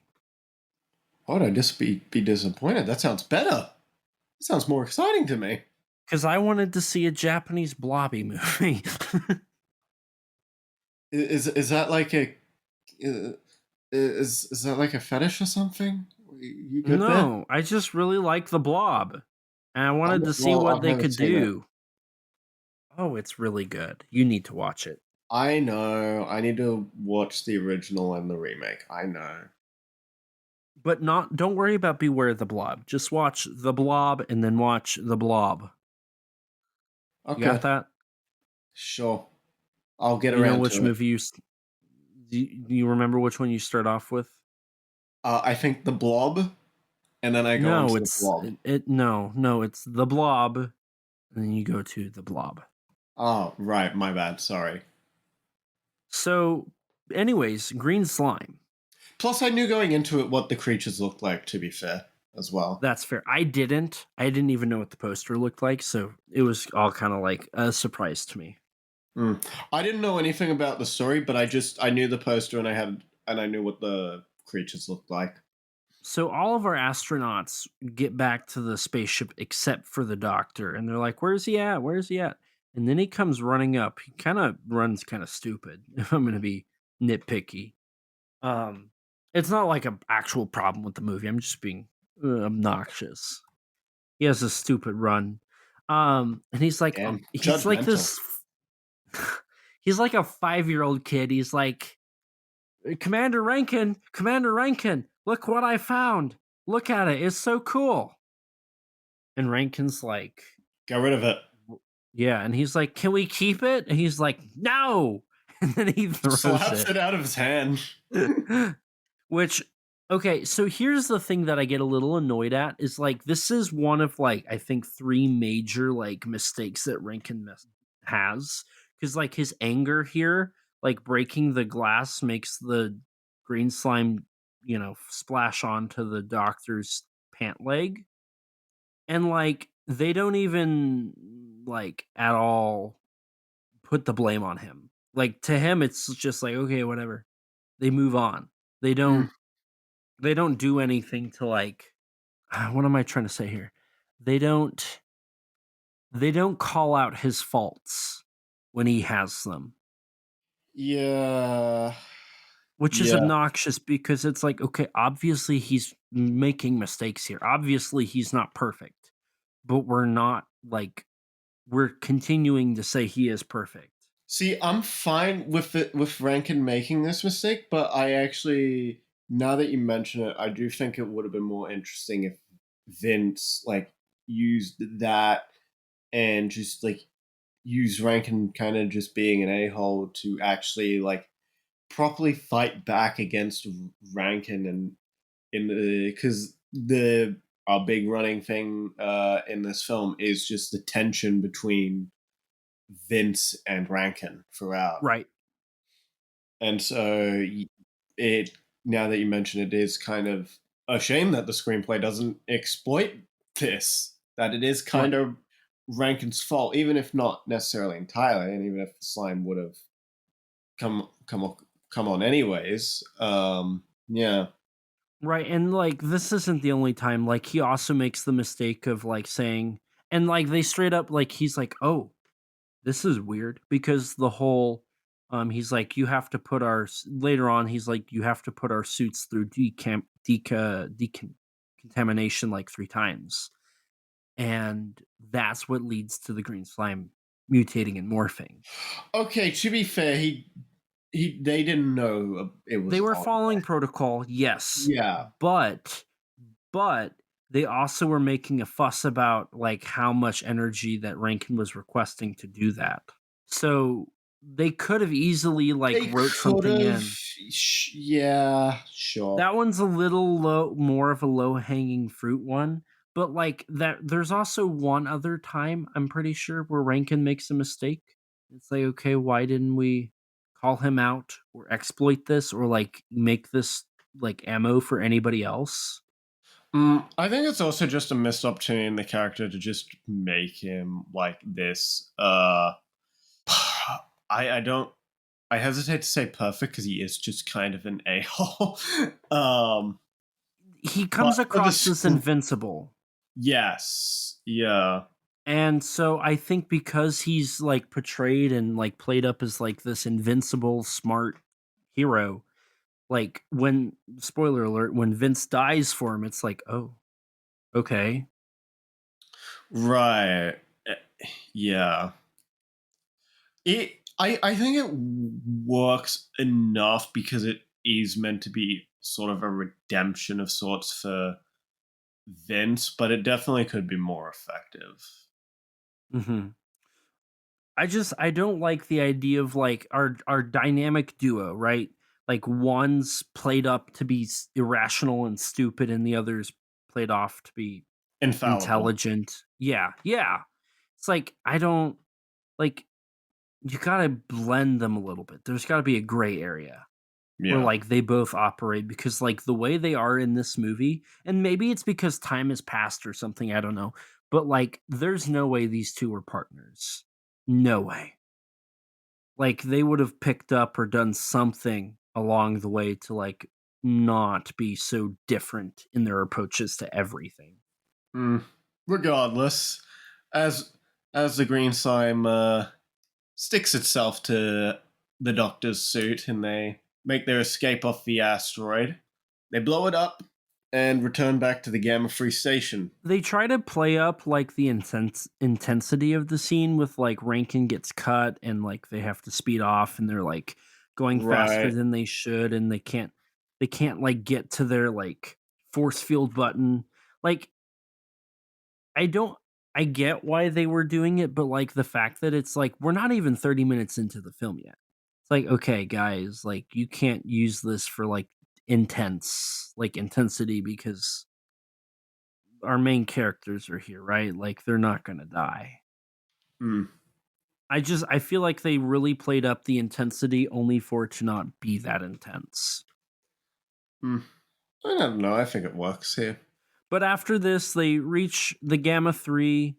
They're in quarantine. Um, the love interest, Lisa, runs out to, like, see them, and then Rankin's like, "You can't be in here.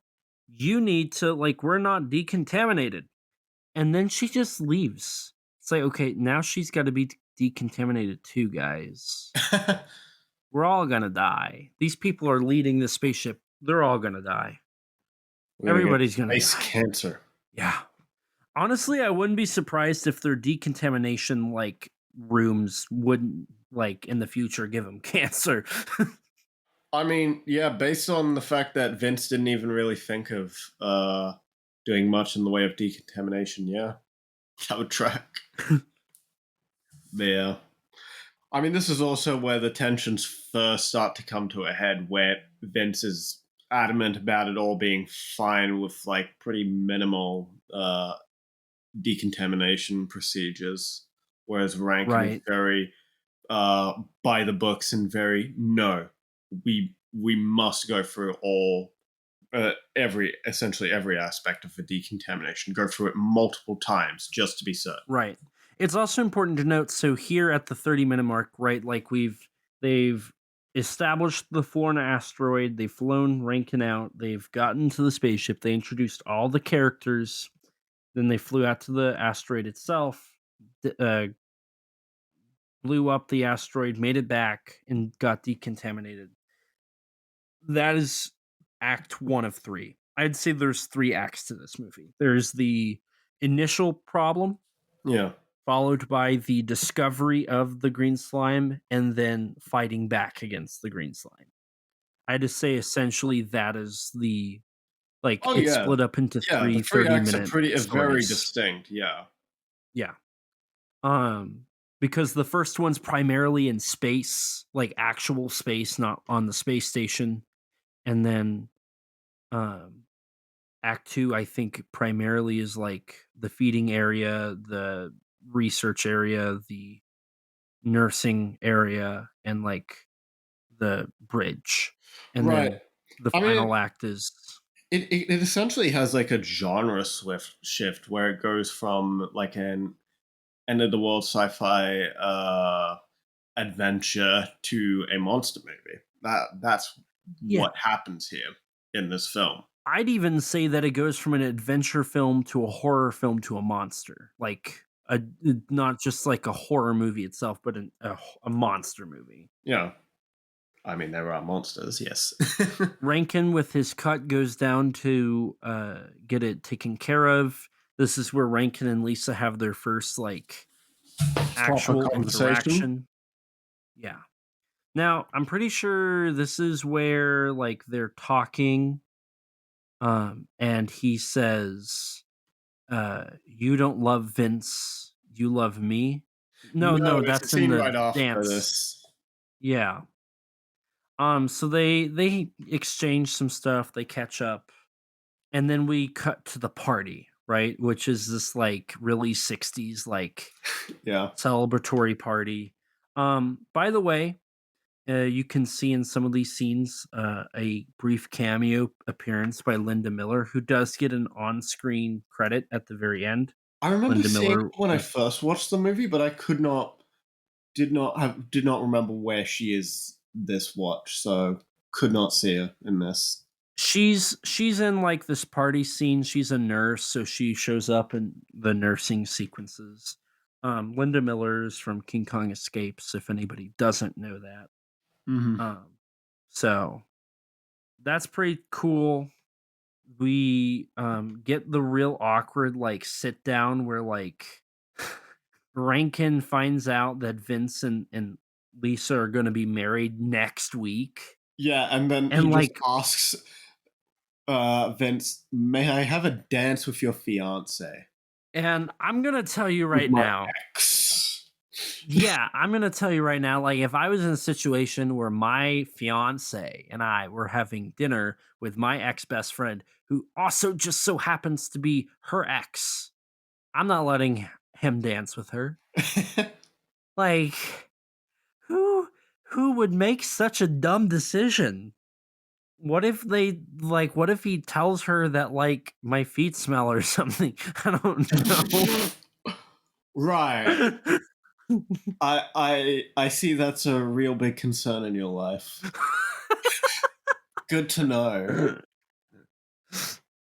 No, it's just like why would you do that? I don't get it.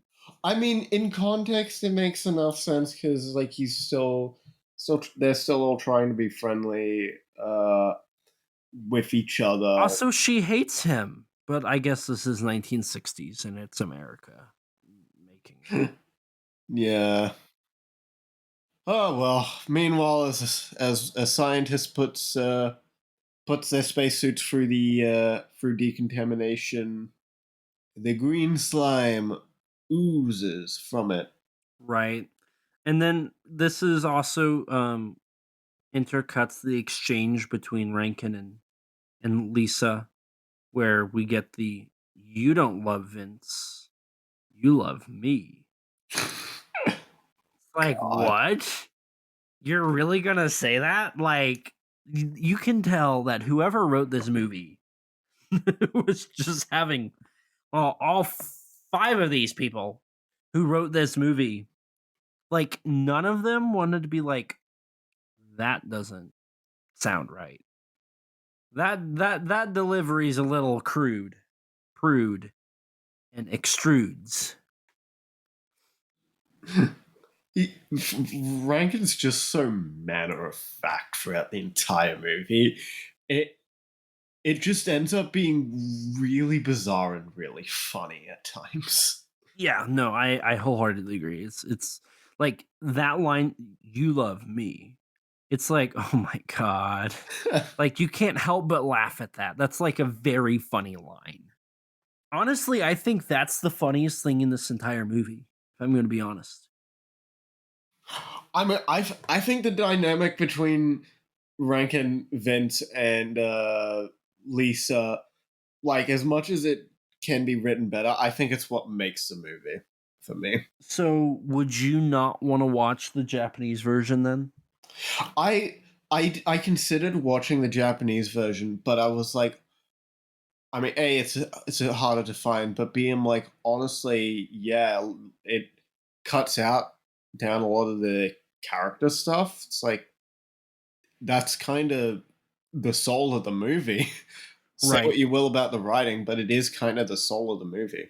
And see, what's interesting is if you think about it, so it's about 20 minutes, so that means the movie's got a runtime of about 70 minutes, which is like the runtime of All Monsters Attack. Mm-hmm.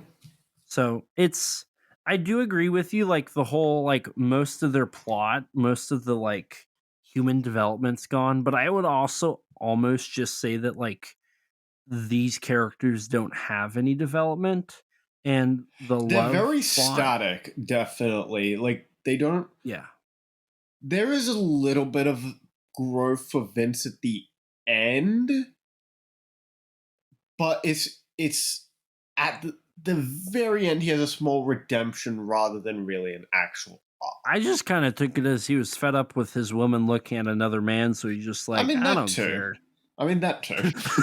I think he just was drove to insanity. That tracks. Hey, that is a character arc. I guess so.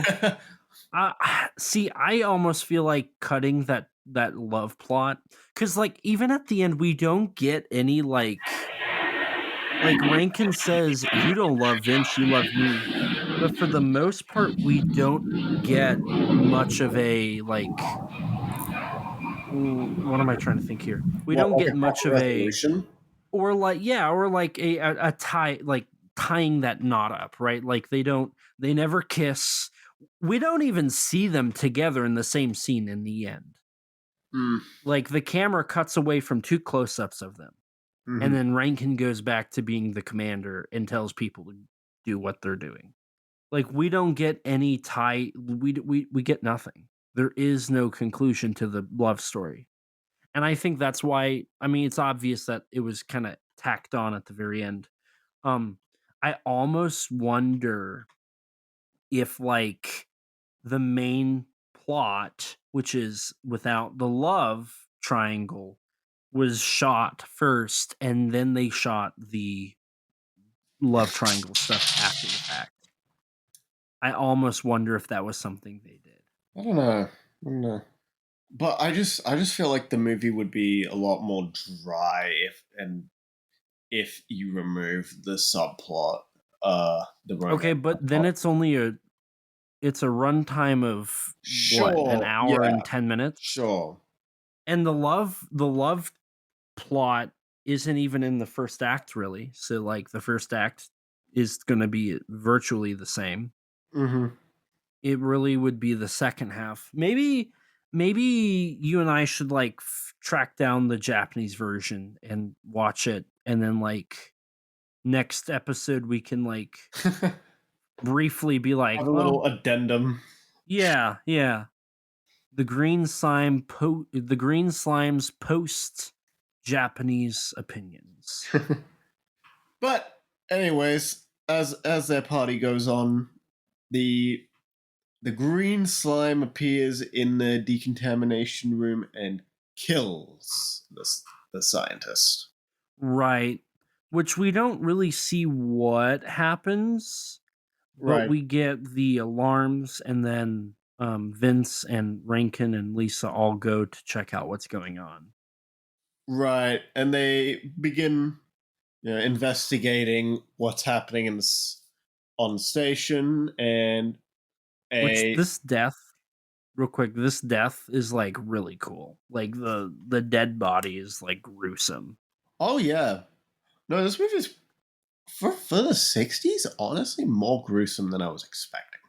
It's like G-rated movie in America? Yeah. I'm pretty sure there's also some like cuss words in it that's like, what? This is a G-rated movie. I mean, it was a different time for like movie ratings where it was just like G, PG, and like what was it, NC-17? R. No, it was R. Okay. And then I think you had X, which X was just porn.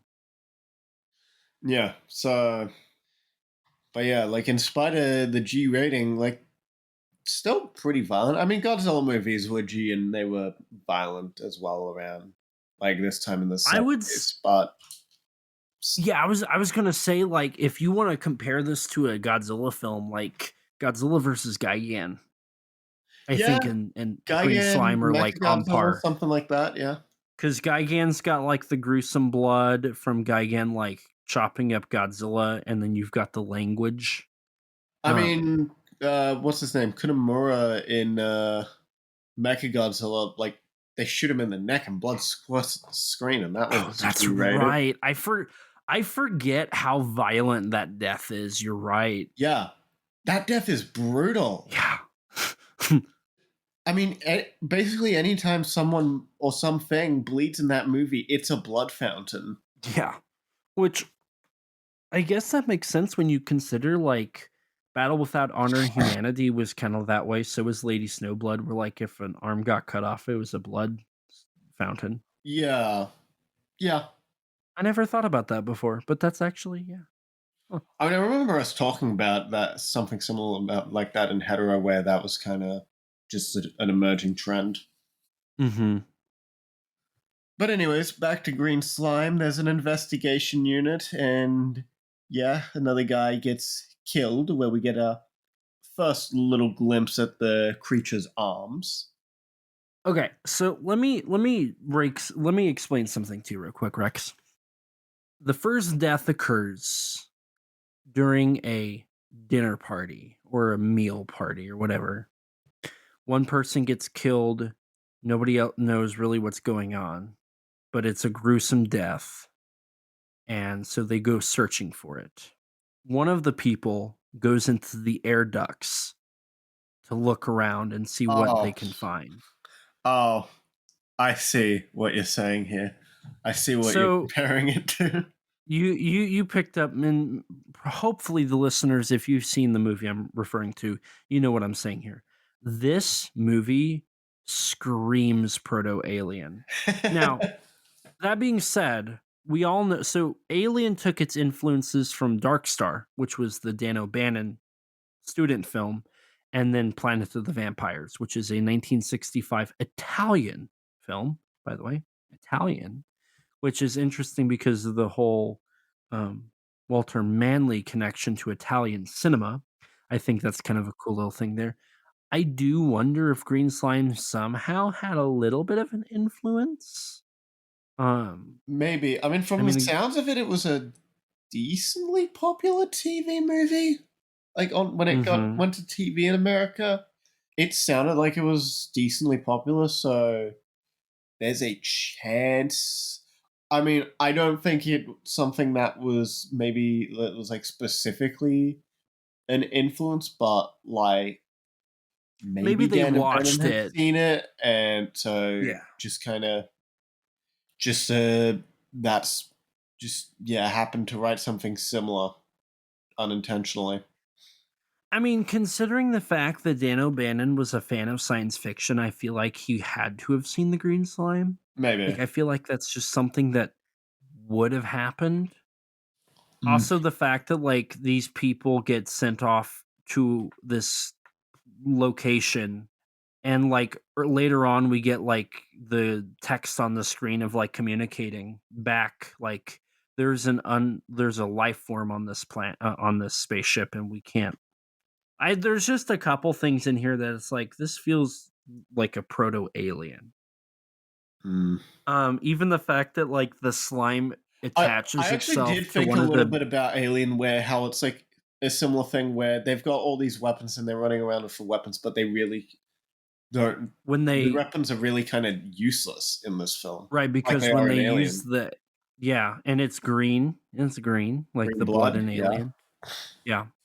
Can't shoot it really because for a similar reason why you can't just kill the facehugger in Alien. Right. Alien, acid blood here. It'll reproduce. They blow up the spaceship at the end of the movie. Yeah, that's heat. Heat is the one thing that can kill both. Well, I guess the xenomorphs is not just one thing, but like in the first film, like they basically are like does scare them. Yeah. Right. Fire's like the way to do it and not like ruin everything else. So there's just a lot of like things here that like it just I feel like this is proto-alien. I can see it. I don't necessarily think it is, but I can see it. See, I think if you and I were to watch Planet of the Vampires, The Green Slime, and then Dark Star, you would be like, yeah. Wow, we've just seen Alien. Yeah. Planet of the Vampires has the derelict spaceship and some of the cinematography. The Green Slime's got the creatures, and then Dark Star has the overall look and the plot-ish. Yeah. So the person who dies in the air duct, again, gruesome death. Like, it is brutal. It's more violent, I think, than the first death, if I'm gonna be perfectly honest with you. And then they're like, "We found something in the isn't it the power station?" Yeah, power station or control room, one of those areas. And it's I don't know why, but it's one of the creatures, but they've, like, fallen down. It's Really kinda bizarre reveal of the full creature yeah, design. Just to show it like, yeah, as you said, just downed doing something, I guess, trying to get energy from whatever like power energy source was there. We don't really learn what it is. It's just a power source of some kind. right. It's funky. I don't understand the reveal entirely. The doctor suggests that they should capture the creature. Um, Right. While Vincent or Rankin is full on just kill it, guys. and I will say this is an example of like showcasing how Vince is not smart because like this plan to capture the creature like completely backfires. It's bad how bad it backfires. Yeah. Multiple people die. Like it's terrible. Yeah. They die. The creature does get injured once Rankin steps in and starts firing his weapon, but eventually But it then it escapes. runoffs. Mhm.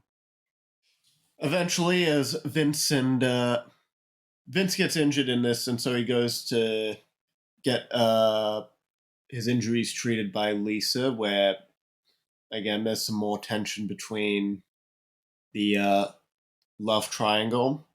Meanwhile, the doctor ends up finding and analyzing a sample of the creature, leading to him being able to reveal to Vince and Rankin that not only is that the creature is able to very quickly self-replicate, they can't really shoot the creature because they'll just create more of them, and that the creature is attracted to basically any power source, really, like Yeah, electricity and anything whatnot. that's yeah, yeah. It feeds off that power. And so this is kind of where like the film slowly starts to transition into its final act, which is the battle between humanity and the green slime. Right. Um, I do think it's interesting how the film I mean, we start off I love how it showcases like the casualties because when we first see like the place the like place where everybody goes to get their wounds, you know, Oh, like the taken care of. infirmary. Yeah. Yeah, the infirmary, like it's very empty. Like the nurses are walking around together like, "Oh, do you need help?" Yeah. But as the Meanwhile, film later goes it's just on, a whole. It's just a like completely full, overly busy room. yeah.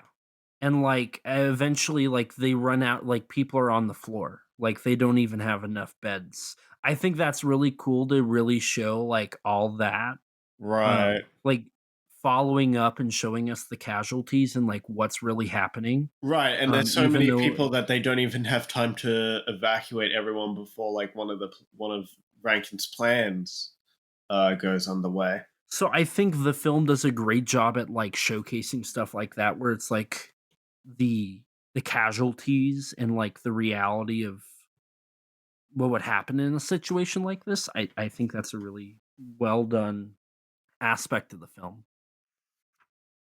Speaking of the infirmary, we cut right to there as Lisa encounters one of the green slime hiding away in the corner of it. Right, feeding off of some of the electrical stuff in Yeah. the actual infirmary. Now, I one of the weird things about the green slime is they feed like they seemingly want to feed on electricity and they just accidentally kill the people, but then like sometimes they go after people. Yeah. Like But then the other times writing they for the then other times they just ignore people completely. right, if they don't have any power source, they just kind of ignore it. Mm. You want to know what does this idea but better? What? The Legion drones. What from like Gamera? Yeah, because isn't it any heat source in that like you have on you? It like draws the Legion drones. I'm gonna be real. I don't remember. I'm pretty sure it is because they say like, oh yeah, I've only seen Legion once, bro. I'm pretty sure I it's don't like your flip. remember. They say that like your flip phones like produce heat and or energy, or it's energy because the drones feed off of that um electrical power plant. So it's electricity. The drones feed off Oh, of electricity. yeah, I vaguely remember some of that. I remember the I power think at the end. Yeah. I think that does a better job at this whole thing than this does. Probably. I mean, you're comparing the green slime to the Heisei Gamera to a Heisei Gamera movie, bro. You know what I Okay, mean? and I think that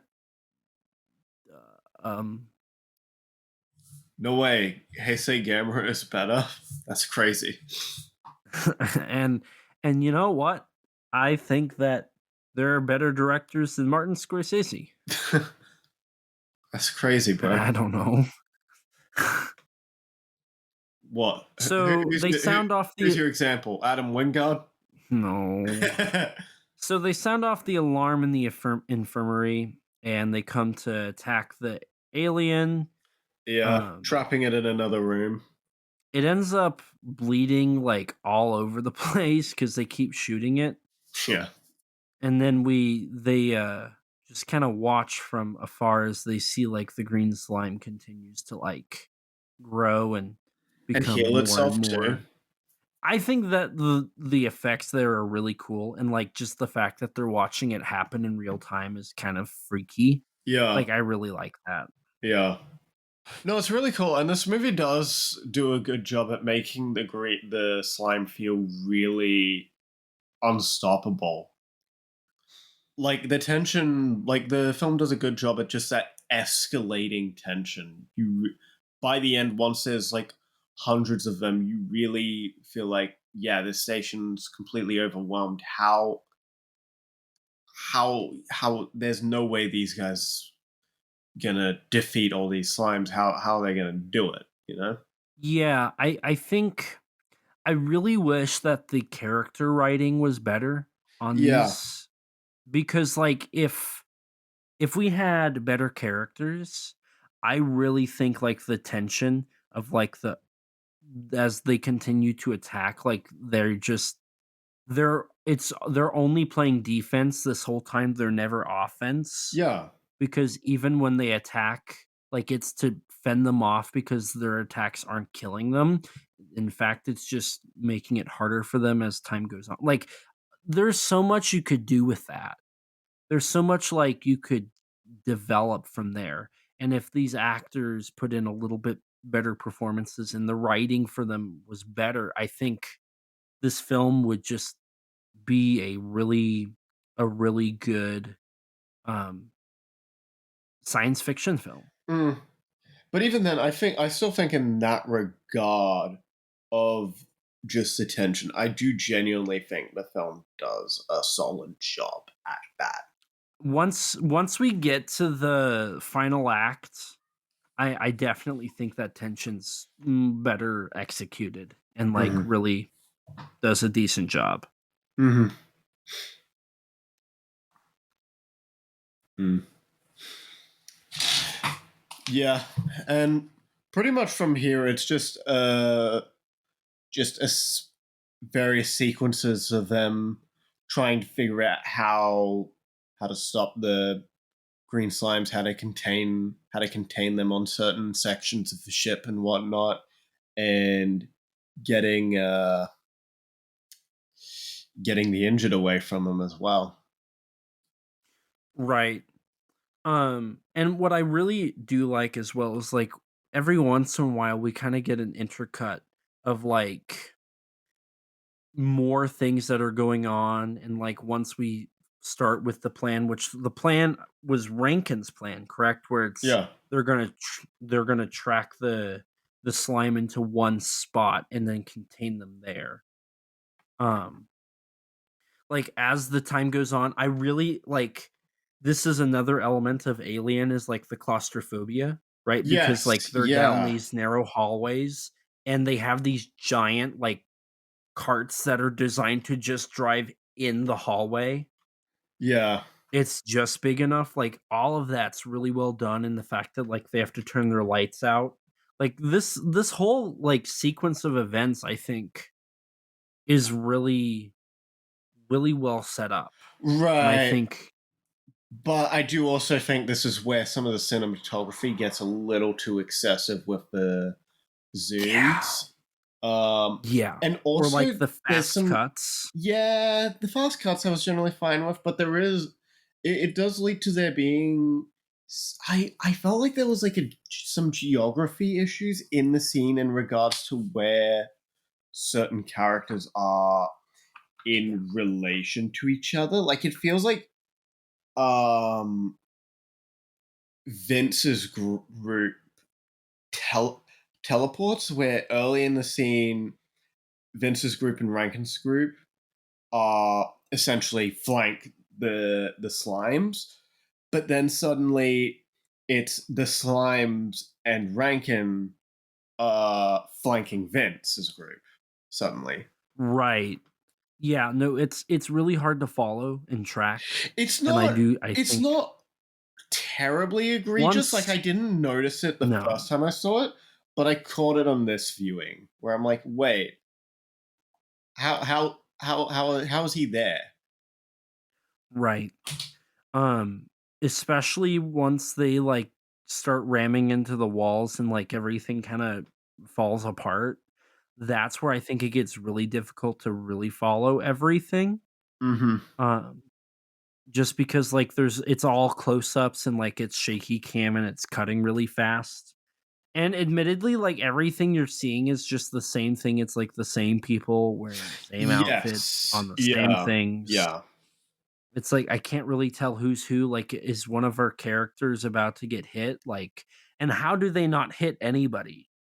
Um, all that's kind of problems I have with the um like climax of the final stand, right? Because like this is the final stand. This operation is basically the end before things really start to fall apart.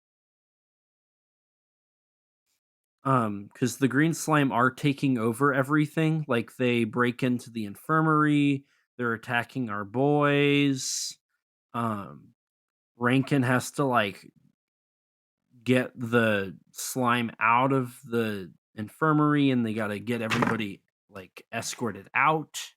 But then also all the other slimes escape anyways. They eventually, again, trap all of them. But the doctor's left behind.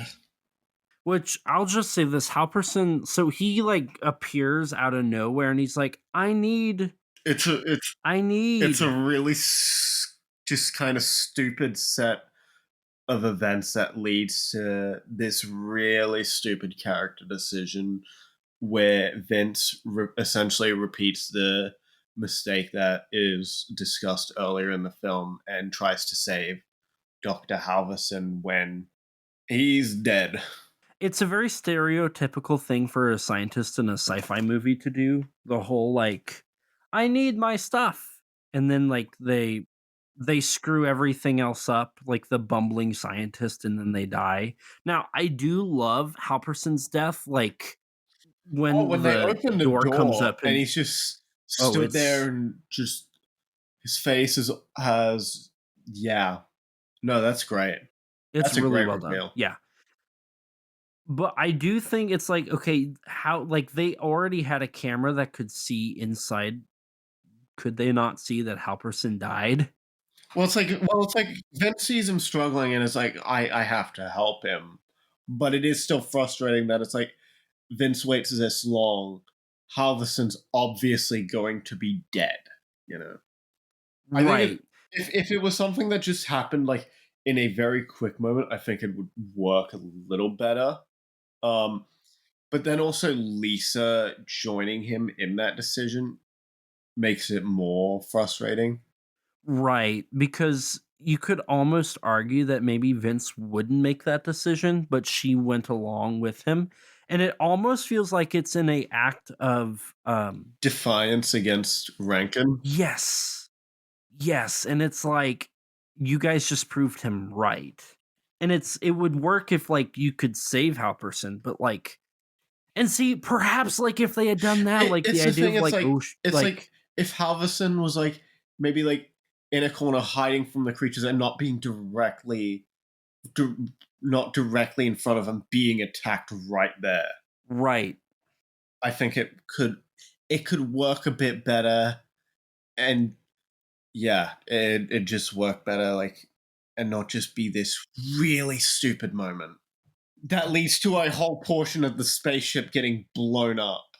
Like prove that Rankin's not always right. Like that is such a like thing that this film seems to feel like is taboo that they just they they completely blunder that. I think that could have been an amazing like turn of events, because then it's like, okay, so who do we trust? If Rankin's wrong, if it bleeds, we can kill it. If Rankin is proven wrong, that means he can be wrong. And then perhaps that's where like the defiance starts to really settle is like, okay, do we listen to Rankin or do we just do what we think is right? Like all of that could have made for a more interesting narrative, I think. Yeah.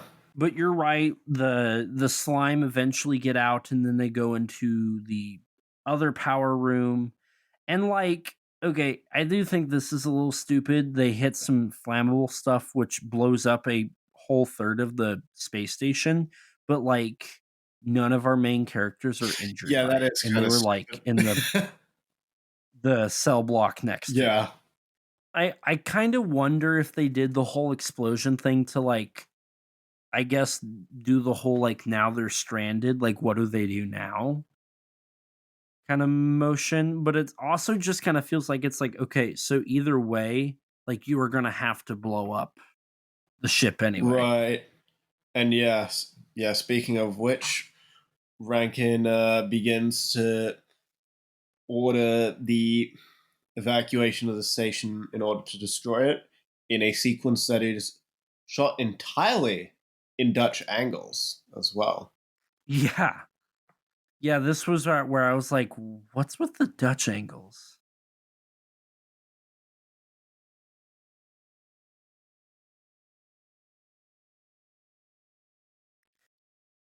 And then Vince tries to like attack Rankin and then he just gets arrested. And it's all because Rankin requests to destroy the ship and Vince is like I will only do it if my commander says it. It's like, okay, but like your ship is definitely totaled. Right. Like just get the insurance payout at this point, man. Like It's just kind of frustrating that Vince, after everything, just continues to just be so stubborn about it. yeah, and it's like does nobody else and the fact that like they have ships to take everybody in, like it's not a Titanic situation where they're like we don't have enough. No, they have enough. Why aren't they getting off that ship? Like I don't understand. Like, why is that not something they've already tried to do? Don't they earlier on say like we can't get them to the ground? Like in the dialogue for like the injured? They say something about that. Yes, I don't remember exactly what. I'm afraid I don't think I put it right But down. they event like it works out, like they get them to the ground. Oh, it was because the ship was was under quarantine. That's why. So what was like nothing changed. Well, it's like they want. No one was leaving the ship until they sorted out the green slime issue. That was it. And then they just kind of got their hands forced in terms of what they had to do to solve it.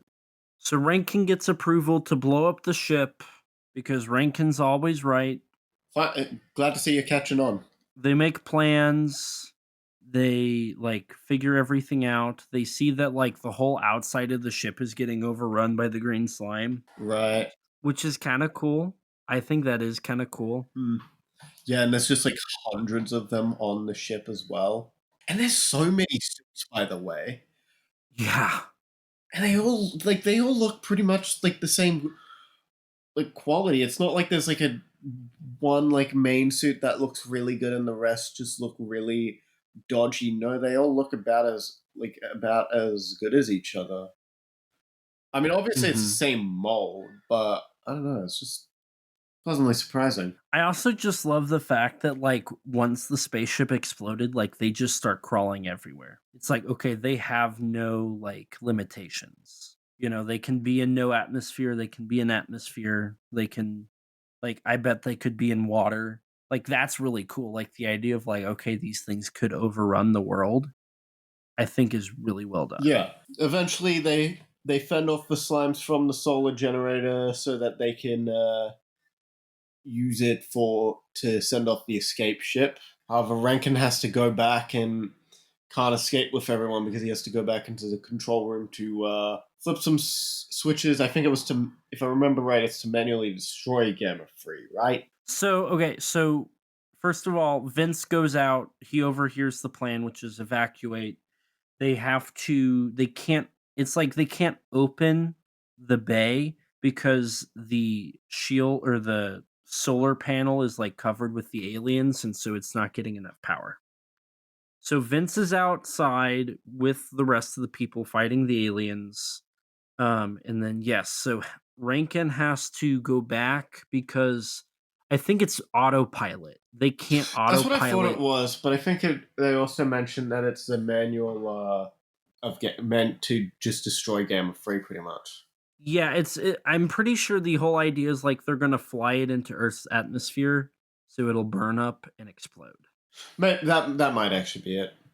And because the ground control cannot do it because something's damaged, Rankin has to go in to like set it to fly to Earth, blow up in the atmosphere. But also it's like at this point, it's like, okay, guys, like we all know that he's gonna survive. Yeah, but we gotta give Like, our hero it's a his little- final stand moment, you know? I guess so. And we've got to have Elliot's sacrifice. But like so everybody gets launched into space. And why couldn't they just send somebody to blow up the space station? They were able to send somebody to blow up the asteroid with ease. I mean, yeah, but there's no one as good as Rankin. I guess so. Just send Rankin down and send him back up. Hey, you're retiring in like 1 or 2 more days, but like you need to go blow up that space station.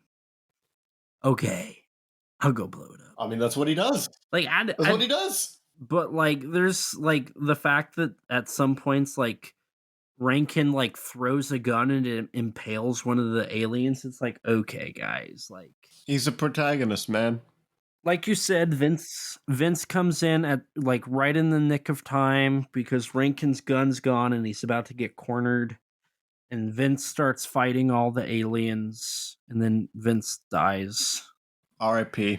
Which it's like, okay, cool, I guess. He also like insinuates that like Lisa was cheating on him, essentially. Not quite cheating on him, but like, yeah. I really love the last few moments before the spaceship blows up. Whenever like everything's on fire and we just see the aliens like The slimes. Yeah, like burning inside. It looks really cool. See, I would kill to see this movie in the same like design style as like Message from Space or Alien. I feel like that like just 10 years later, the design, like the set design and the costume design for a movie like this would be so cool. I mean, speak for yourself. I love the 60s aesthetic of this film as well. I do too. I just think it could be better, you know. I think there's something lovable about this very classic 60s sci-fi look to the film. Yeah. So the spaceship blows up. Vince is dead. Everybody's on their way back to the Earth, and they fly to Earth. The end. Green slime. And that's it. Like we don't get like a follow-up of them landing. We don't get anything else. Like it's over. I feel like it's really abrupt and kind of unfulfilling for like the narrative. Like we don't get a conclusion to the love story really, and they all just kind of fly down. There was another film we talked about recently, I think, where I was like, man, that was an abrupt ending. Oh, I think it was Viras. I think it was Viras, where it's like, okay, once the villain was dead, like we're done. Gamera flies off. The end. I'm not a fan of like as soon as whatever the problem is done, like we're over it and the movie's over. I like an epilogue. I love like something to like end it. But that was the green slime. Do we want to get into before we do final thoughts, Rex? Do you have any other fun factoids? Nothing that I don't think we haven't mentioned already. The aliens were all played by Japanese school children. Oh, they used to sing a song on the set for some reason every day. But like it was a song like in a song about like Toei, apparently, according to Robert Horton. He compared it, quote, in essence, it was like singing God Bless America, but it was designed for the Toei studio. And that was kind of funny from our point of view, you know? So the film did well on TV. I don't think it did very well in theaters. The film eventually like wound up. It was used for the pilot for Mystery Science Theater 3000. A lot of people like look back at this movie and they think it's cheesy. This was Kenji Fukasaku like hated this Yeah. movie. Like he thought it was like an embarrassment of his career. Yeah. Robert Horton didn't like it until he apparently softened on it in later years, but he did not like it. He thought the script was awful at the time. It's similar to Russ Tamblyn, I think, because Russ Tamblyn's kind of warmed up to where the Gargantuas as like time's gone on, Yeah. and like Linda Miller, like or Carl Craig, like the fact that like they a lot of these actors like warm up to these wild movies as time goes on, and they get paid to go to conventions. Man, there's a trend there. That's the green slime. Do you want to get into final thoughts and then casting crew? Sure. You know, green slime is, to me, I don't like saying this often because I feel like it's very demeaning to the films. I feel like it's very demeaning to talk about certain films this way, but it is essentially like the quintessential image of like a sci-fi B monster movie, you know, for everything that entails. It's got it all. It's got a rather bizarre looking monster. It's got a love plot. It's got, you know, gore. All of these cult film elements there that come together.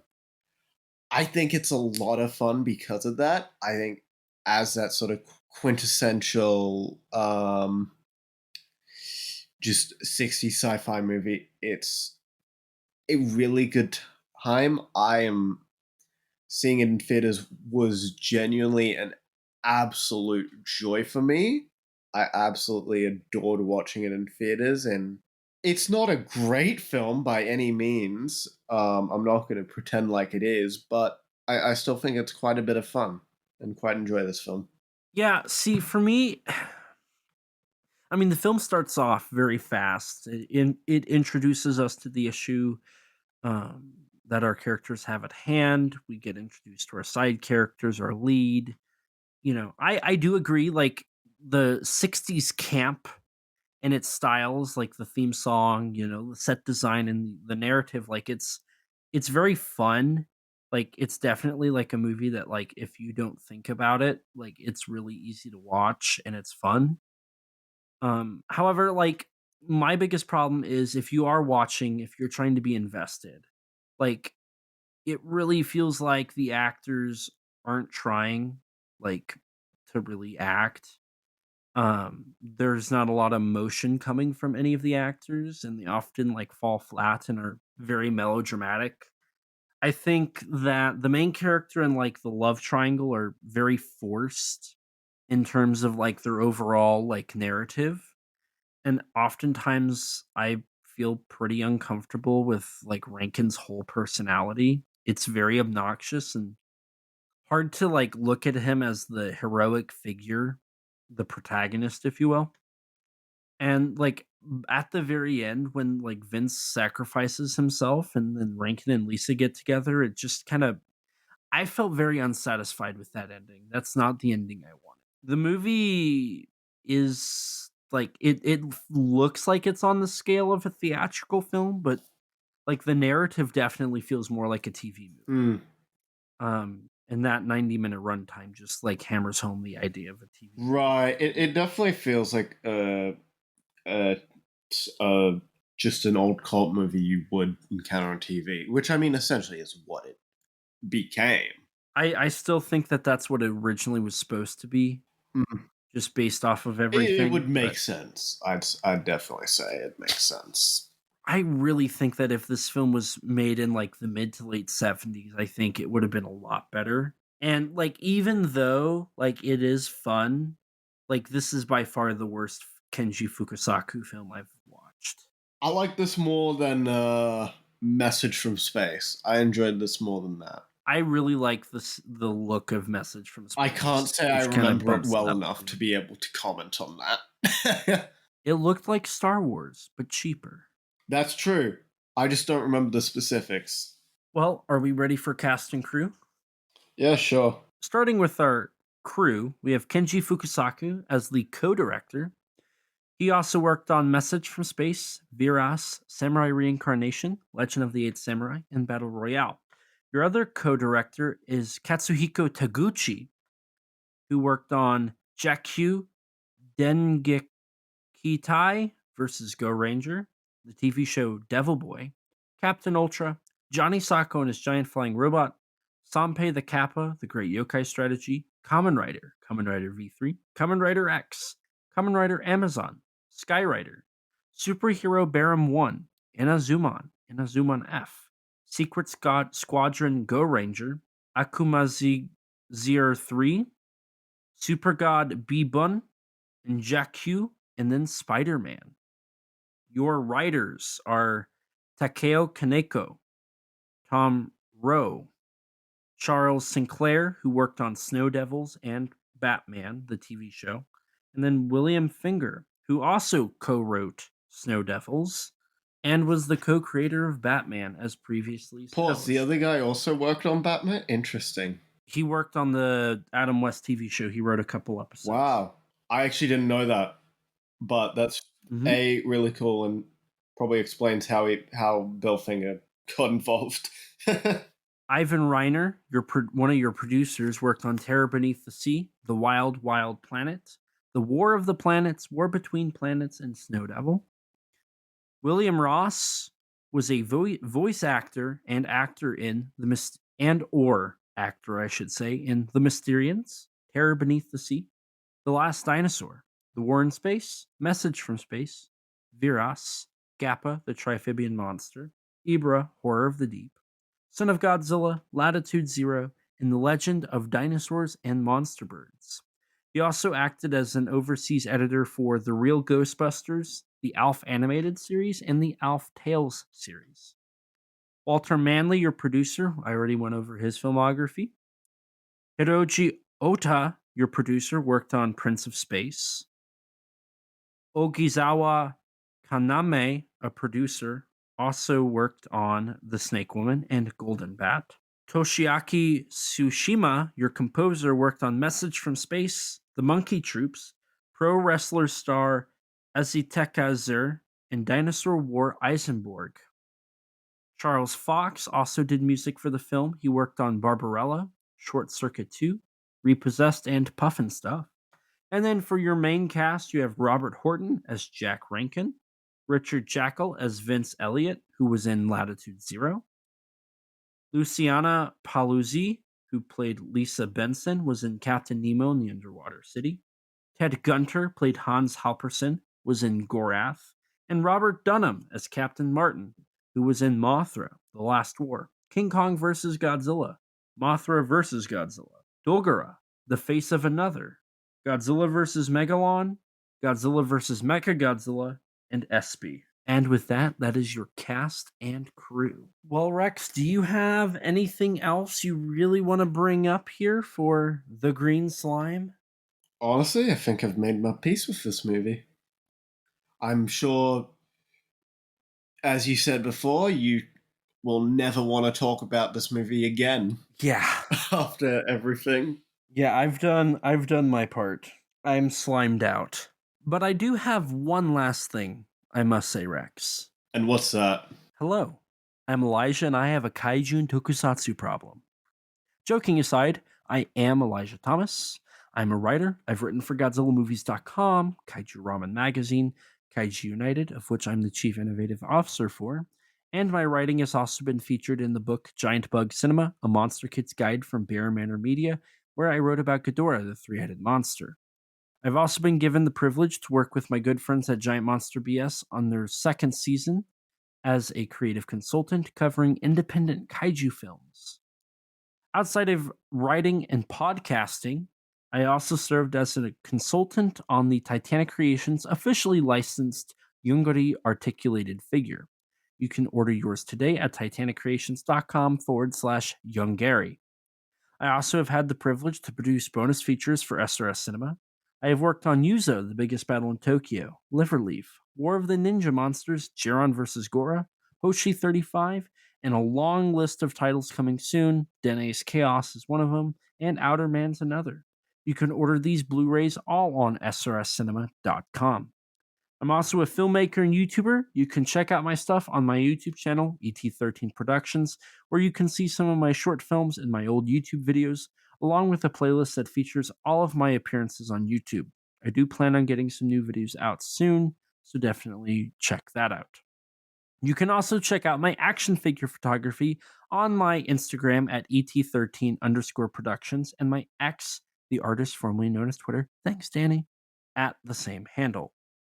Now, Rex, where can people find you at?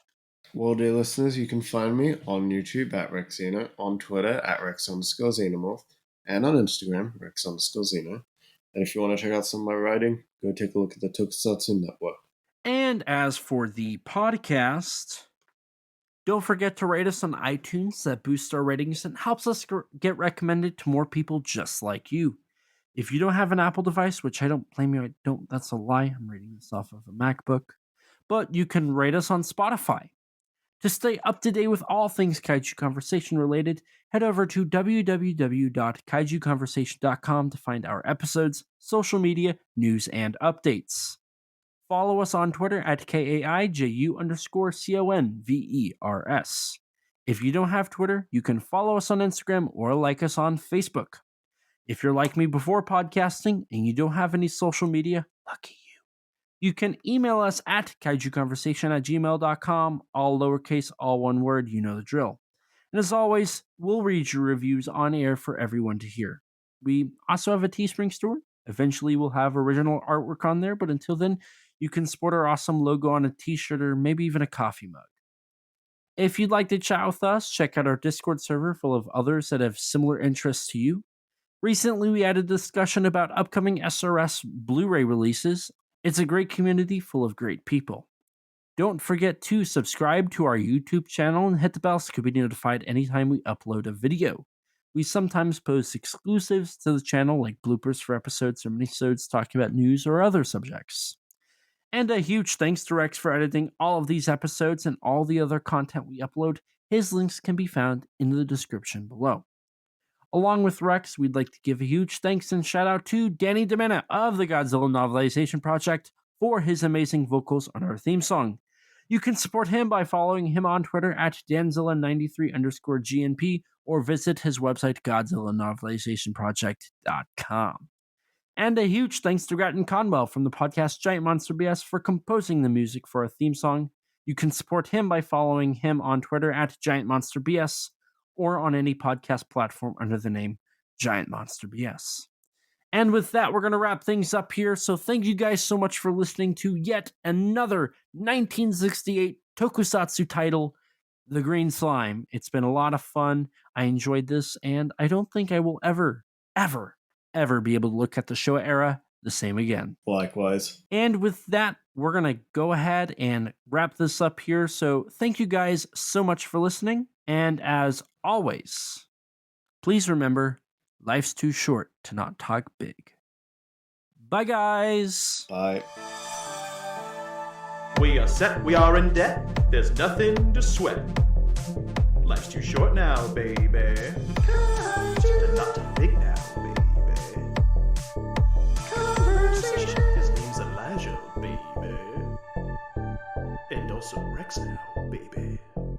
We love those kaiju, baby. And you will too now.